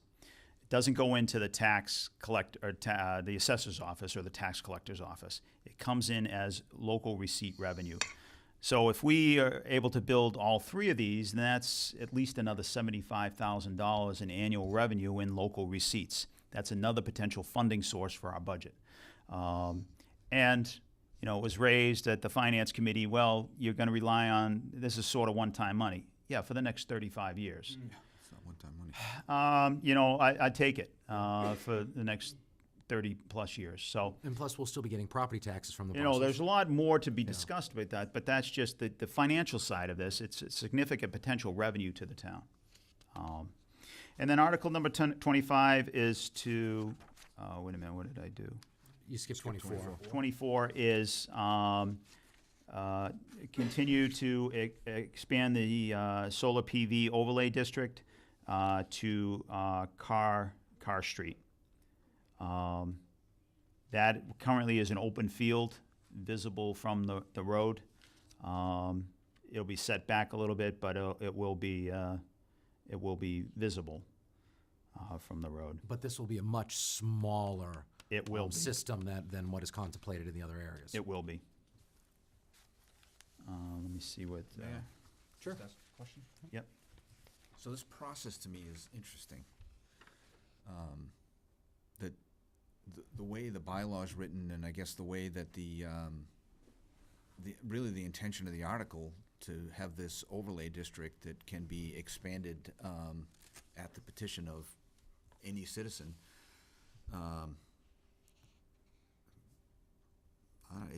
So I think we talked about this earlier. It feels a little bit like spot zoning, but apparently that's okay. We can do this. You know, that is my initial reaction to this whole process. You know, because, geez, 5 or 6 years ago, the town passed a maximum of 250 kilowatt solar array in the R1, R2 district. The planning board passed that. But by allowing the overlay district to be created last May, they sort of opened the door to that overlay district being expanded to other parts of the town. And basically by petition. It does strike as spot zoning to me as a former neighborhood planner.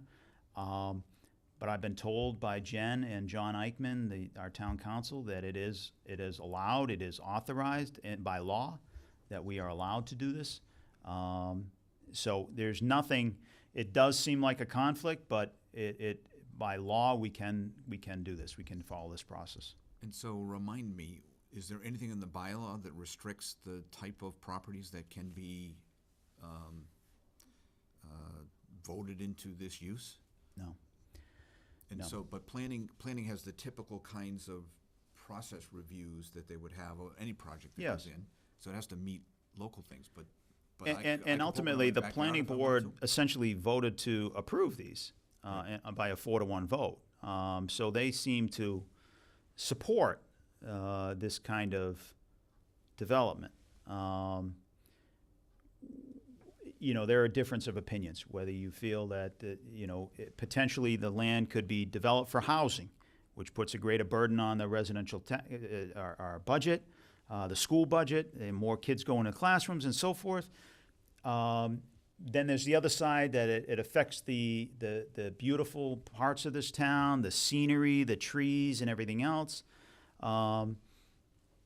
These are individuals that own these parcels of land, and the question is, are they free to do what they choose? Well, they're not, because the planning board made that decision in 2012, and then they, further created that overlay in 2017. So now they can apply, but town meeting needs to authorize them to move forward. So I guess queuing up the debate, that's what it comes down to, is what your personal use of your own property might be, and the town as a whole has one opportunity in terms of this vote to, I guess, agree or disagree, parcel by parcel by parcel. Yeah. Okay. All right, thank you. Sure. Can I ask one question? Sure. And it just came to my mind, and I don't mean it to sound like a gotcha question or imply any type of negativity that may, be perceived from it. But was this known when the bylaw was contemplated, when we went at it last time, that this essentially would open the door for these types of overlays? Because I remember when Jen came before us, I don't remember that, even being mentioned.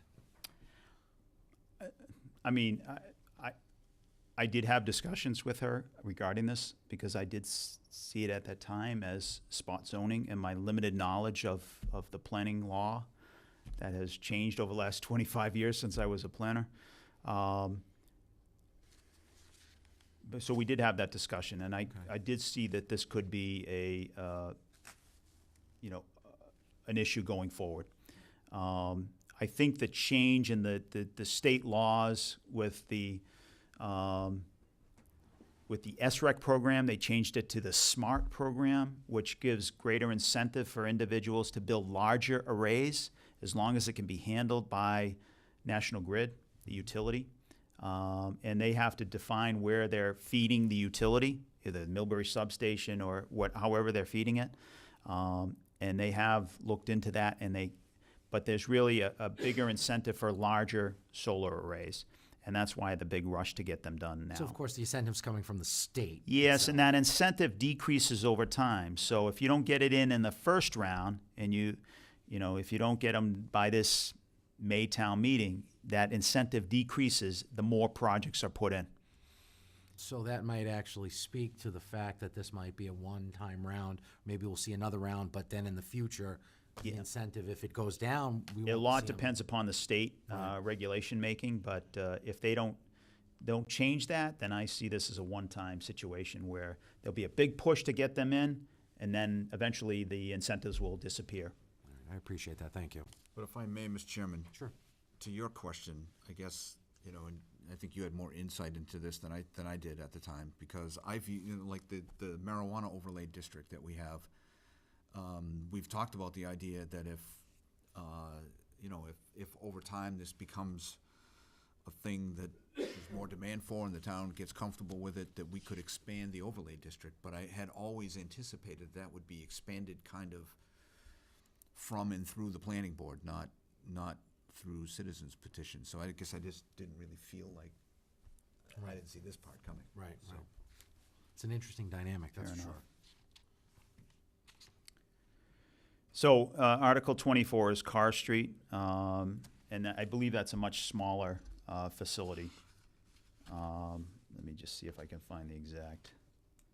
1 megawatt of solar panels, so it's just, it's a flat field. Article number 25 is, this is essentially a recommendation from one of the solar developers, recommending there be greater screening of these solar panels, more trees, et cetera, planted within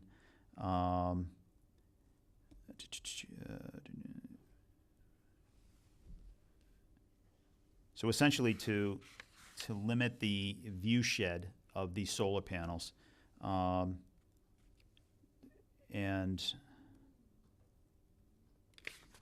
the planning board failed to make a recommendation during the hearing. So I don't know where the planning board is on this, but this to me, as it was explained, seems like an increase in buffering for these solar panels, adding to our current bylaws. So there's a greater requirement that they screen these solar panels than the current bylaws allow. Excuse me, how high could they go, though, without buffering and blocking the purpose of the solar panels with a buffering zone? Like, if Well, you were to- It sort of depends. I mean, you can plant low-growth Shrubs? trees and shrubs that will limit the view shed from the parallel. Obviously, if you're up high, in a plane or something, you'll see it all, but it won't be visible from the roadway. You see it on Oakhurst Road. They planted some arborvitaes and some other kind of trees that don't. Thuas is another type of tree that similar to arborvitaes, that they provide a view shed, but they only grow up to a certain height. It doesn't affect the angle of the sun and the impact on those panels. So combine 17 and 25 together and we'd be okay? We'll have the growth facilities right next to the solar panels and block the view from the street? Two birds with one stone. So anyway, that's the long warrant. Again, the town issues are relatively quick and simple. My guess is we'll go through them relatively quickly. We'll get caught up at the Article 15. And then I'll have Jen do a presentation prior to that article and just, try to educate the people that attend town meeting. I think that'll definitely be key. All right, thank you, Jim. Next up, we have approve the roadway improvement stabilization override question to be placed on the May election ballot. Once again, Jim? Thank you, Mr. Chairman.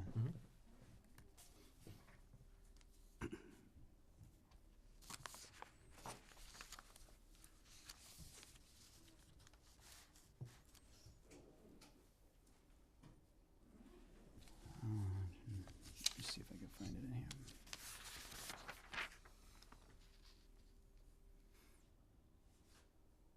Page 55 on your, Huh? I think it's on page 55. Yep. 55.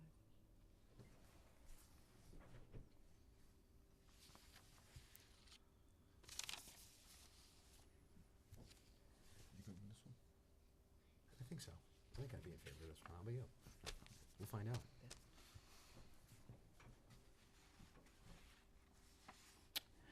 So, as I mentioned earlier, this is a requirement that this question be voted on 35 days in advance of the town election, which is pretty close to today or tomorrow. And the question is, does the Board of Selectmen approve the roadway improvement stabilization override? It is a requirement. We will vote on the full warrant and election warrant on April 1st, the next Board of Selectmen meeting, well in advance of both. But because this is a separate question, this article needs to be voted on tonight. I wish Tim was here because he talks about how the impact of this override would be less than $74 on the average because of the debt roll-off that we're currently experiencing. I believe he said it's more like $35 per average taxpayer. But, that's, it's still a general override as requested by the town, and the board needs to take a vote on it tonight. Thank you. Dave? You asking for comments? Sure, absolutely, if you don't mind. Just one minor comment. So I appreciate what Tim's doing. He's sort of telling us what the real outcome will be in terms of tax impact based on the pluses and minuses, but people should know they're voting on something that is going to raise their taxes on average $74. There are some things to net that number, but if you don't pass this, those things will net your number, Lower. right? You'll come lower. And so I'm fully in favor of this, but just in terms of It's fair enough. people understanding what it is that's happening, they should understand this raises their taxes, so Appreciate that. that's all. Okay, thank you. Mike? It's a great point, Selectman Hall, for bringing that up. I'm fully in favor of this. We've got to do something. It's getting to the point now where, somehow, some way out there, we need to correct the problem, and it's not going to happen on the state level. It's just No. It's not happening. So again, that's the reason personally that I would be for it, and my vote would be for it also. Thank you, Mike. Yeah, I can't necessarily speak to the numbers obviously as efficiently as Tim has, but I think the point that he made before us, and he also made to FinCom, that really stuck with me is the fact that, yes, you will see an increase in year one. Yes, you will see an increase in year 2, 3, 4 going forward. But the reality is we're also going to have other debt that's going to be rolling off. So while you may see a spike overall, your overall contribution to the overall assessment is going to diminish. So we're going to be paying for this, as Mike said. You know, we're not getting bailed out by the state. Everyone knows that there are definite roads in town that need attention. And the truth of the matter is with our Chapter 90 money, as Matt said when he came before us, we're still losing ground. We're going backwards Oh, on yeah. the pavement management plan. $470,000 may seem like a lot of money, but that's less than 2 miles of road, and that's just surface treatment. Yeah. That's not some of the areas like Dudley Road that is just crumbling, that you need to rip it all out, go to the base, and build it back up. So nobody likes paying more taxes, but nobody likes getting their tires popped in potholes either. So this is not the perfect solution. This is not going to get us from the C minus D plus rating up to an A overnight. No. But as Matt said, and I think it was brilliant, we're going to be pushing the needle forward for the first time in years. So again, I'm really hopeful that town meeting comes out to support this as well as the voters on election day. Yeah. So obviously I'm in favor of this. Mr. Chairman, I'm sorry, can I? Sure, be my guest. I've heard this presentation a bunch of times. I've been behind this for a long time, so I forgot to speak to that point. I was off on another thing, so. Well, that's all right. So I just want to reiterate what you guys have said. This is a really important thing. This is, as you said, we've got to do something. Yeah. And this is just a chance to do something. And I don't want to minimize that point with my earlier comment. And, you know, I think the person that deserves the most credit on this, other than the idea coming out at the goals meeting, is Tim Harrison. I mean, he's the brains behind the accounting of all this, and you know, he's obviously away today, but you know, he was very involved in the capital stabilization fund done 11 years ago, and you know, obviously this one has a lot of Tim behind it. Mr. Chairman, one more. You know, and again, as mentioned from my colleagues here, it's not a fix. It's not going to fix the problems tomorrow. You know, by creating this isn't going to, you know, stop every pothole or anyone tires from getting popped. But it's going to create where instead of maybe 40, 30, or 25, 10, it's slowly. At least we're going to be heading in that direction. And if we don't, we're not heading in that direction. We're heading the opposite direction. So if your street isn't paved tomorrow, you know, and it's not just, it's an overall as a town, eventually getting there is the point that we need to be in the community, you know, creating an opportunity for our community to do something better for itself on its own, on our own, Yeah. because nobody's there to bail us out. Right. It's not going to happen. Thank you. In many ways, it's no different than the capital stabilization fund that was created 11 years ago, that it didn't solve all our capital needs in year one, but over time, we've gotten close to that. And to that, this will be a dedicated fund. It will. I hate to use the phrase lockbox, Yep. but this money can only be purposed for road use. That's correct. So even if we don't use it to, you know, go out and acquire a loan, once it gets to the point when there's $300,000, $400,000, $500,000 in year 10 and year 12, we can use that directly. Or we could do a 1-year borrowing to double it and then pay it off next year. So again, like the stabilization fund, we're going to definitely see the benefit in the long term. No question. Excellent. All right, I would entertain a motion on this agenda item. Mr. Chairman, I move to approve the following question to be placed on the May 22nd, 2018 annual town election ballot. Question 1, shall the town of Sutton be allowed to assess an additional $300,000 in real estate taxes and personal property taxes for the purpose of funding a special purpose stabilization fund to be known as the Roadway Improvement Stabilization Fund, for the purpose of funding roadway repair and improvement projects as well as the payment of debt service related to such projects for the fiscal year beginning July 1st, 2018. Second. Hearing a motion and hearing a second. Is there any further comments, concerns, discussion? All those in favor? Aye. Aye. Passes 3-0. All right, next up, we have Town Administrators Update. Jim? Thank you, Mr. Chairman. First update is Ray Plant has moved. He's officially resigned from the Board of Selectmen effective April 11th. He came in, dropped off his iPad, and he's obviously in transit down to Waco, Texas, and we wish him wish him the best. This May town election, there will be a vote to replace Ray Plant to fill his seat. Goddard Lodge rehabilitation. GC bids were open this last Thursday. We had 4 companies submit bids for the rehab.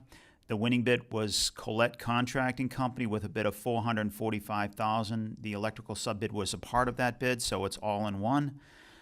We currently have $409,000 available.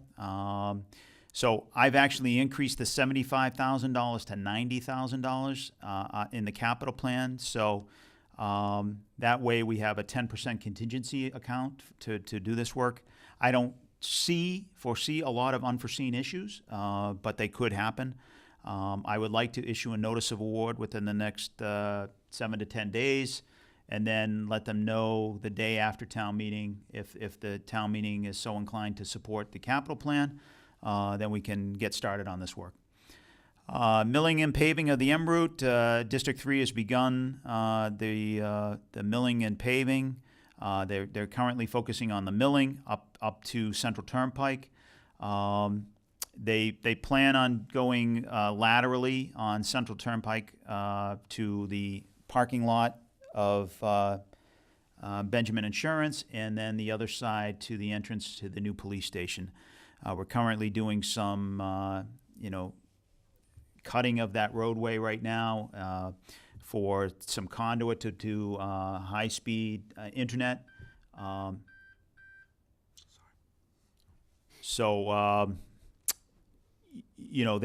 will fill that with flowable fill, and then we'll be able to do the milling of that section of road. Hopefully that work will be completed in the next 30 days. Town property at 126 Mendon Road, an RFP will be opened on April 26th. The abutter has requested an RFP for the sale of this land. We obviously went through a number of steps to get to this point.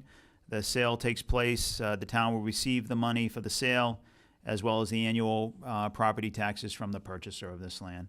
Again, this was just town-owned property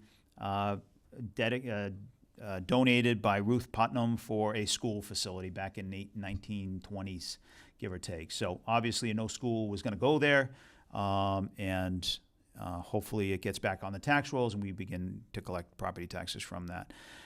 Communication towers and fiber lines. The communication tower adjacent to the Wilkes Water Tower is currently being prepared for construction. They are up there now working on that. I'm waiting for John Kuchar to return to review the plans and specs and so forth. The 75-foot lattice tower will be replaced with the 100-foot monopole at that location. That additional height should greatly improve our police radios and emergency safety, public safety communications. We're working at the same time down in Manchog with the tower on top of the water tower, Manchog district, beyond Reservoir Ave, I think that is. Paul Maynard's been integral in this whole process. We have contacted National Grid. We're requesting to upgrade the power from a 15 amp to a 30 amp. And potentially replacing the telephone pole that holds all this equipment, which is 1950s telephone pole, so it's kind of falling apart and in disrepair. So, once this infrastructure is put into place, we'll then begin laying the fiber lines from both sites to Town Hall. At some point, we need to increase the height of the tower behind Town Hall, and then we'll be all set with our public safety communications, at least this phase. And so it's exciting. A lot of work is going into this. A lot of people are involved, and we appreciate their help. Blackstone Bridge rehabilitation. I've been told the Blackstone Bridge The state will close it on April 16, which is yesterday. I haven't driven by it and seen that. So, again, Depot Street Bridge is the alternate route. They did do some repair of the Depot Street Bridge in the interim. The construction of this bridge should take a little over a year. Excellent, thank you very much. Thank you. Dave, do you have any comments for Jim? Yes, thank you for the update. It's pretty late, but John's not here, so we can talk for a minute. You know, I wanted to take a minute and just thank Ray. Most of the time, we have an opportunity to kind of thank people as they leave this board, but in this case, we didn't have that chance. You know, I think Ray obviously didn't get a chance to serve the way that he had intended to serve due to his personal circumstances with the job. But with the time that he put in, I think he was an excellent selectman, and I think we would have done well to have him continue. So we certainly wish him well, and I just wanted to thank him for his time here. I'm really excited about the Goddard Lodge bidding that came in. I think adding the additional money was just the right thing to do at this point. You know, we've worked really hard. We've gotten so much third-party funding, whether it's local support, private donations, or state and federal contributions to this, that adding a little bit more money to it on the local side, we just don't have a really big financial contribution to this project to begin with, and to get it done and get it done right is important, and I'm glad to see it move forward. So, you know, again, I think of all the discussions we've had today with the budget and the capital plan and years of planning, we've got a little bit of money in there to be able to do it and do it comfortably, and so I think it is the right choice. Thanks again to John for the milling. I was out on that road I think on Friday. It looked like they had a lot of it done already, the milling part. So I didn't get all the way up to the where the police station is, but I got as far as the golf course, and it was all done through there, I thought. So, I agree with you, Jim. I think seeing the communication towers start to be worked on it's just exciting. It's been a long time coming, and it will have such a great benefit when it's all done. So I'm happy to see that going. I'm sort of anxious to get over to the Depot Street Bridge and see what kind of work they did to prep that. I haven't been over there to do that, but I just want to mention the signage. They put some really, you know, a couple of big signs out on both sides of the bridge to just alert people to the change that was coming. So hopefully people have had a little bit of time to adjust. Thank you, Mr. Chairman. Thank you very much. Mike? It pretty much covered most of it. I was couple here. I first and foremost would like to thank Ray for his time and wish him the best of luck. I remember when I was first elected, he'd asked me if there's anything that was open, let him know, for any position, because he wanted to help the town. Yeah. Just the type of guy he was, that he wanted to get involved, he wanted to be there, he wanted to be part of the community, and he wanted to do anything he could to help. So, you know, it's sad in one part that he wasn't able to finish out his term. But again, on his adventures and in his endeavor throughout his career opportunities, I think it's good for him. So thank you, Ray.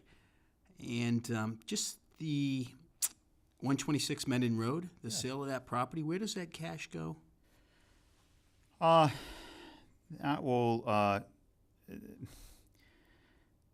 there are no back taxes because it's town-owned. It'll go in just to local receipts. It'll probably fall out as free cash June 30th. It wasn't much, right? It wasn't 10. No. It's, you know, we'll probably get at most $5,000 to $10,000 for this lot. Okay. It is an acre parcel, but you know, there's no water, there's no sewer. It's too close to the abutter to actually install either one of them, so it's kind of a restricted site. But the abutter has requested it, and you know, we're not getting any benefit from this land, so we decided to sell it. Excellent. And I saw the signage for Blackstone and the bridge. I wasn't sure if it was, I didn't turn down that way to see. Good decision. I was like, do I have time to go look? And it was like, no, I think because then I have to do the whole roundabout route to go the detour anyways. I'll be the idiot that they're like, hey, didn't the guy see the sign? So, but that's all. Thank you, Jim, for the update. Thanks, Mike. Thanks, Jim, for the update. It was very good as always. Yeah, I'm going to echo the sentiment expressed by Ray. I think I first spoke to Ray, oh geez, had to probably be about last February, when he started thinking about it. And again, he was thinking about it, and then as it got closer to the decision time, we sat down and we had a lot of conversations. And then after he was elected to the board, again, we continued that dialogue. And I saw so much potential because, as Mike said, he didn't come in with any type of agenda. No. He just wanted to give back to the town that has served him and his family for so long. And he would have been a fantastic long-term addition to this board. And as excited as I am to see him and his family, literally they're posting messages as they're driving down on the grand adventure that they're on. It's definitely our loss, I think. So I wish the Plant family the best of luck down in Waco. Goddard Lodge, that's going to be great. Yeah, the town's kicking in a little more after we receive private funding, federal funding, state funding, and local funding. But this is going to be a long-term asset for our community. And again, it's not like it's just going to sit there now and slowly fall apart. It's going to be a refurbished facility that can be rented for private functions, and it's going to be something nice. So it's definitely an asset. So I cannot wait till that is done. Both the milling and the bridge projects, we have to give props to John because both of these are because of his years of work, and it's just fantastic to see. And the milling, from what I heard, ended at exactly 3:14 a.m. on Friday night. So, yeah, the state was working hard. And How did you know that? Oh, I got a couple of messages. What the heck is going on at 2 o'clock in the morning Friday? Oh, wait, no, it's done. So, yeah. I am sympathetic to the residents who live along the route, but just think about the benefit. Yeah. We're going to get, about 3 miles of Sutton Road, 4 miles that's state-owned. Oh, yeah, I'm sorry, yeah, 4 total. 4 total that goes all the way to the Douglas line that's going to have nice, clean pavement.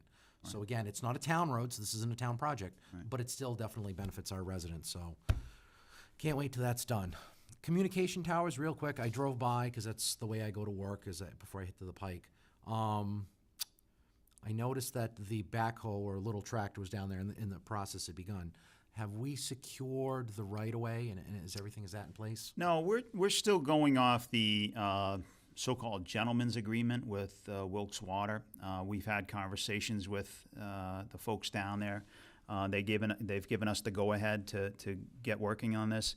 In the meantime, we're working on this easement, and obviously the location of the 100-foot monopole tower will define essentially the easement. Yep. Because we'll have a specific space, location for the mechanicals, the cabinet that goes along with the monopole, and the wires and everything. And that's where the easement essentially will be located based upon that plan. Of course, the right to access it, because I know it's located behind the tower. Oh, yeah. So, yeah. No, it definitely, that's the priority issue. But, again, it's never been an issue with Wilkes Water. I mean, they've been more than accommodative in every sort, giving us complete access to that property. So it's just now that we're entering into the formal easement process, they just want to make sure the language is appropriate. Yeah, it'd be nice once it's codified officially. Exactly. Yeah, excellent. All right, I have nothing else, so why don't we finish up with announcements, Selectmen's Roundtable, and correspondence. Dave? I'm set, thank you. Mike? I just have one.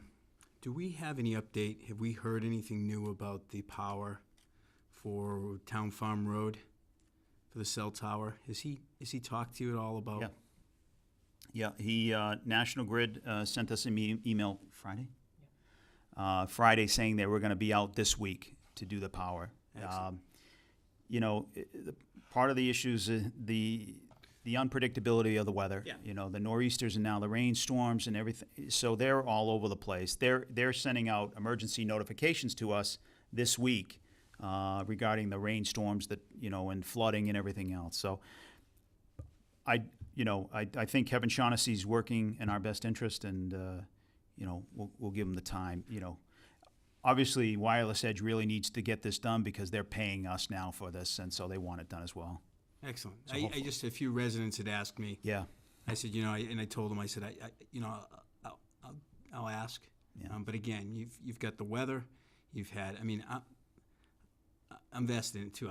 Yeah. I mean, my interest of it being installed is right there too. It's going to increase my cell coverage at my house, but. Yeah. Again, I understand the weather. You can't control that. But thank you for getting that. So hopefully it gets done ASAP. And that would be it. Thank you, Mr. Chairman. Thank you. All right, I just have one quick thank you, and that's a quick shout out to all those who attended a fundraising super meat raffle down at the Dudley Gendron. The proceeds this past Sunday went to the Grafton Canteen Truck. Now, for those of you who may not be familiar what that is the Grafton Fire Department runs free of charge a canteen truck that goes out whenever there's a fire in the district that provides free of charge at no cost coffee, water, sandwiches to the firemen when they're on scene. So the truck, again, I don't exactly know how old it is, but it's several decades, and it's time to be replaced. So thank you to the Dudley Gendron for willing to host this, and again, thank you to everyone who turned out. Hopefully they raised some significant money for this good cause. And lastly, I have the food pantry update. I spoke to Diane this morning, and I got filled in on what they need, and for the first time ever, I actually have a request not to donate some items. Toothbrushes, razors, ladies not and to men. No, donate? this is two. Okay. I'll do the not at the end. Confused. So they're looking for, thank you Good for, clarification. yeah, good catch, good catch. Toothbrushes, razors, they're looking for detergent, dish soap, puddings, preferably the low sugar or sugar-free variety. They need cream of chicken soup as well as cream of celery soup, basic cleaning supplies, and paper towels. Now to the no need. They have more than an abundance of chicken soup, cooking oil, and cereals. So if you're looking to, give a little extra, again, look out for toiletries and basic cleaning supplies, because that's typically what they're on short supply. And of course, keep in back in mind, we're getting close to summer, and that's typically when the food pantry has its most significant draw, because all the kiddos at home. So start thinking ahead for snacks as we get closer to the end of summer, if it ever gets here. All right, on that note, I would entertain a motion to adjourn. So moved. Second? All those in favor? Aye. Aye. Aye. Passes unanimously. Have a wonderful night. Jesse, that's just for you to sign.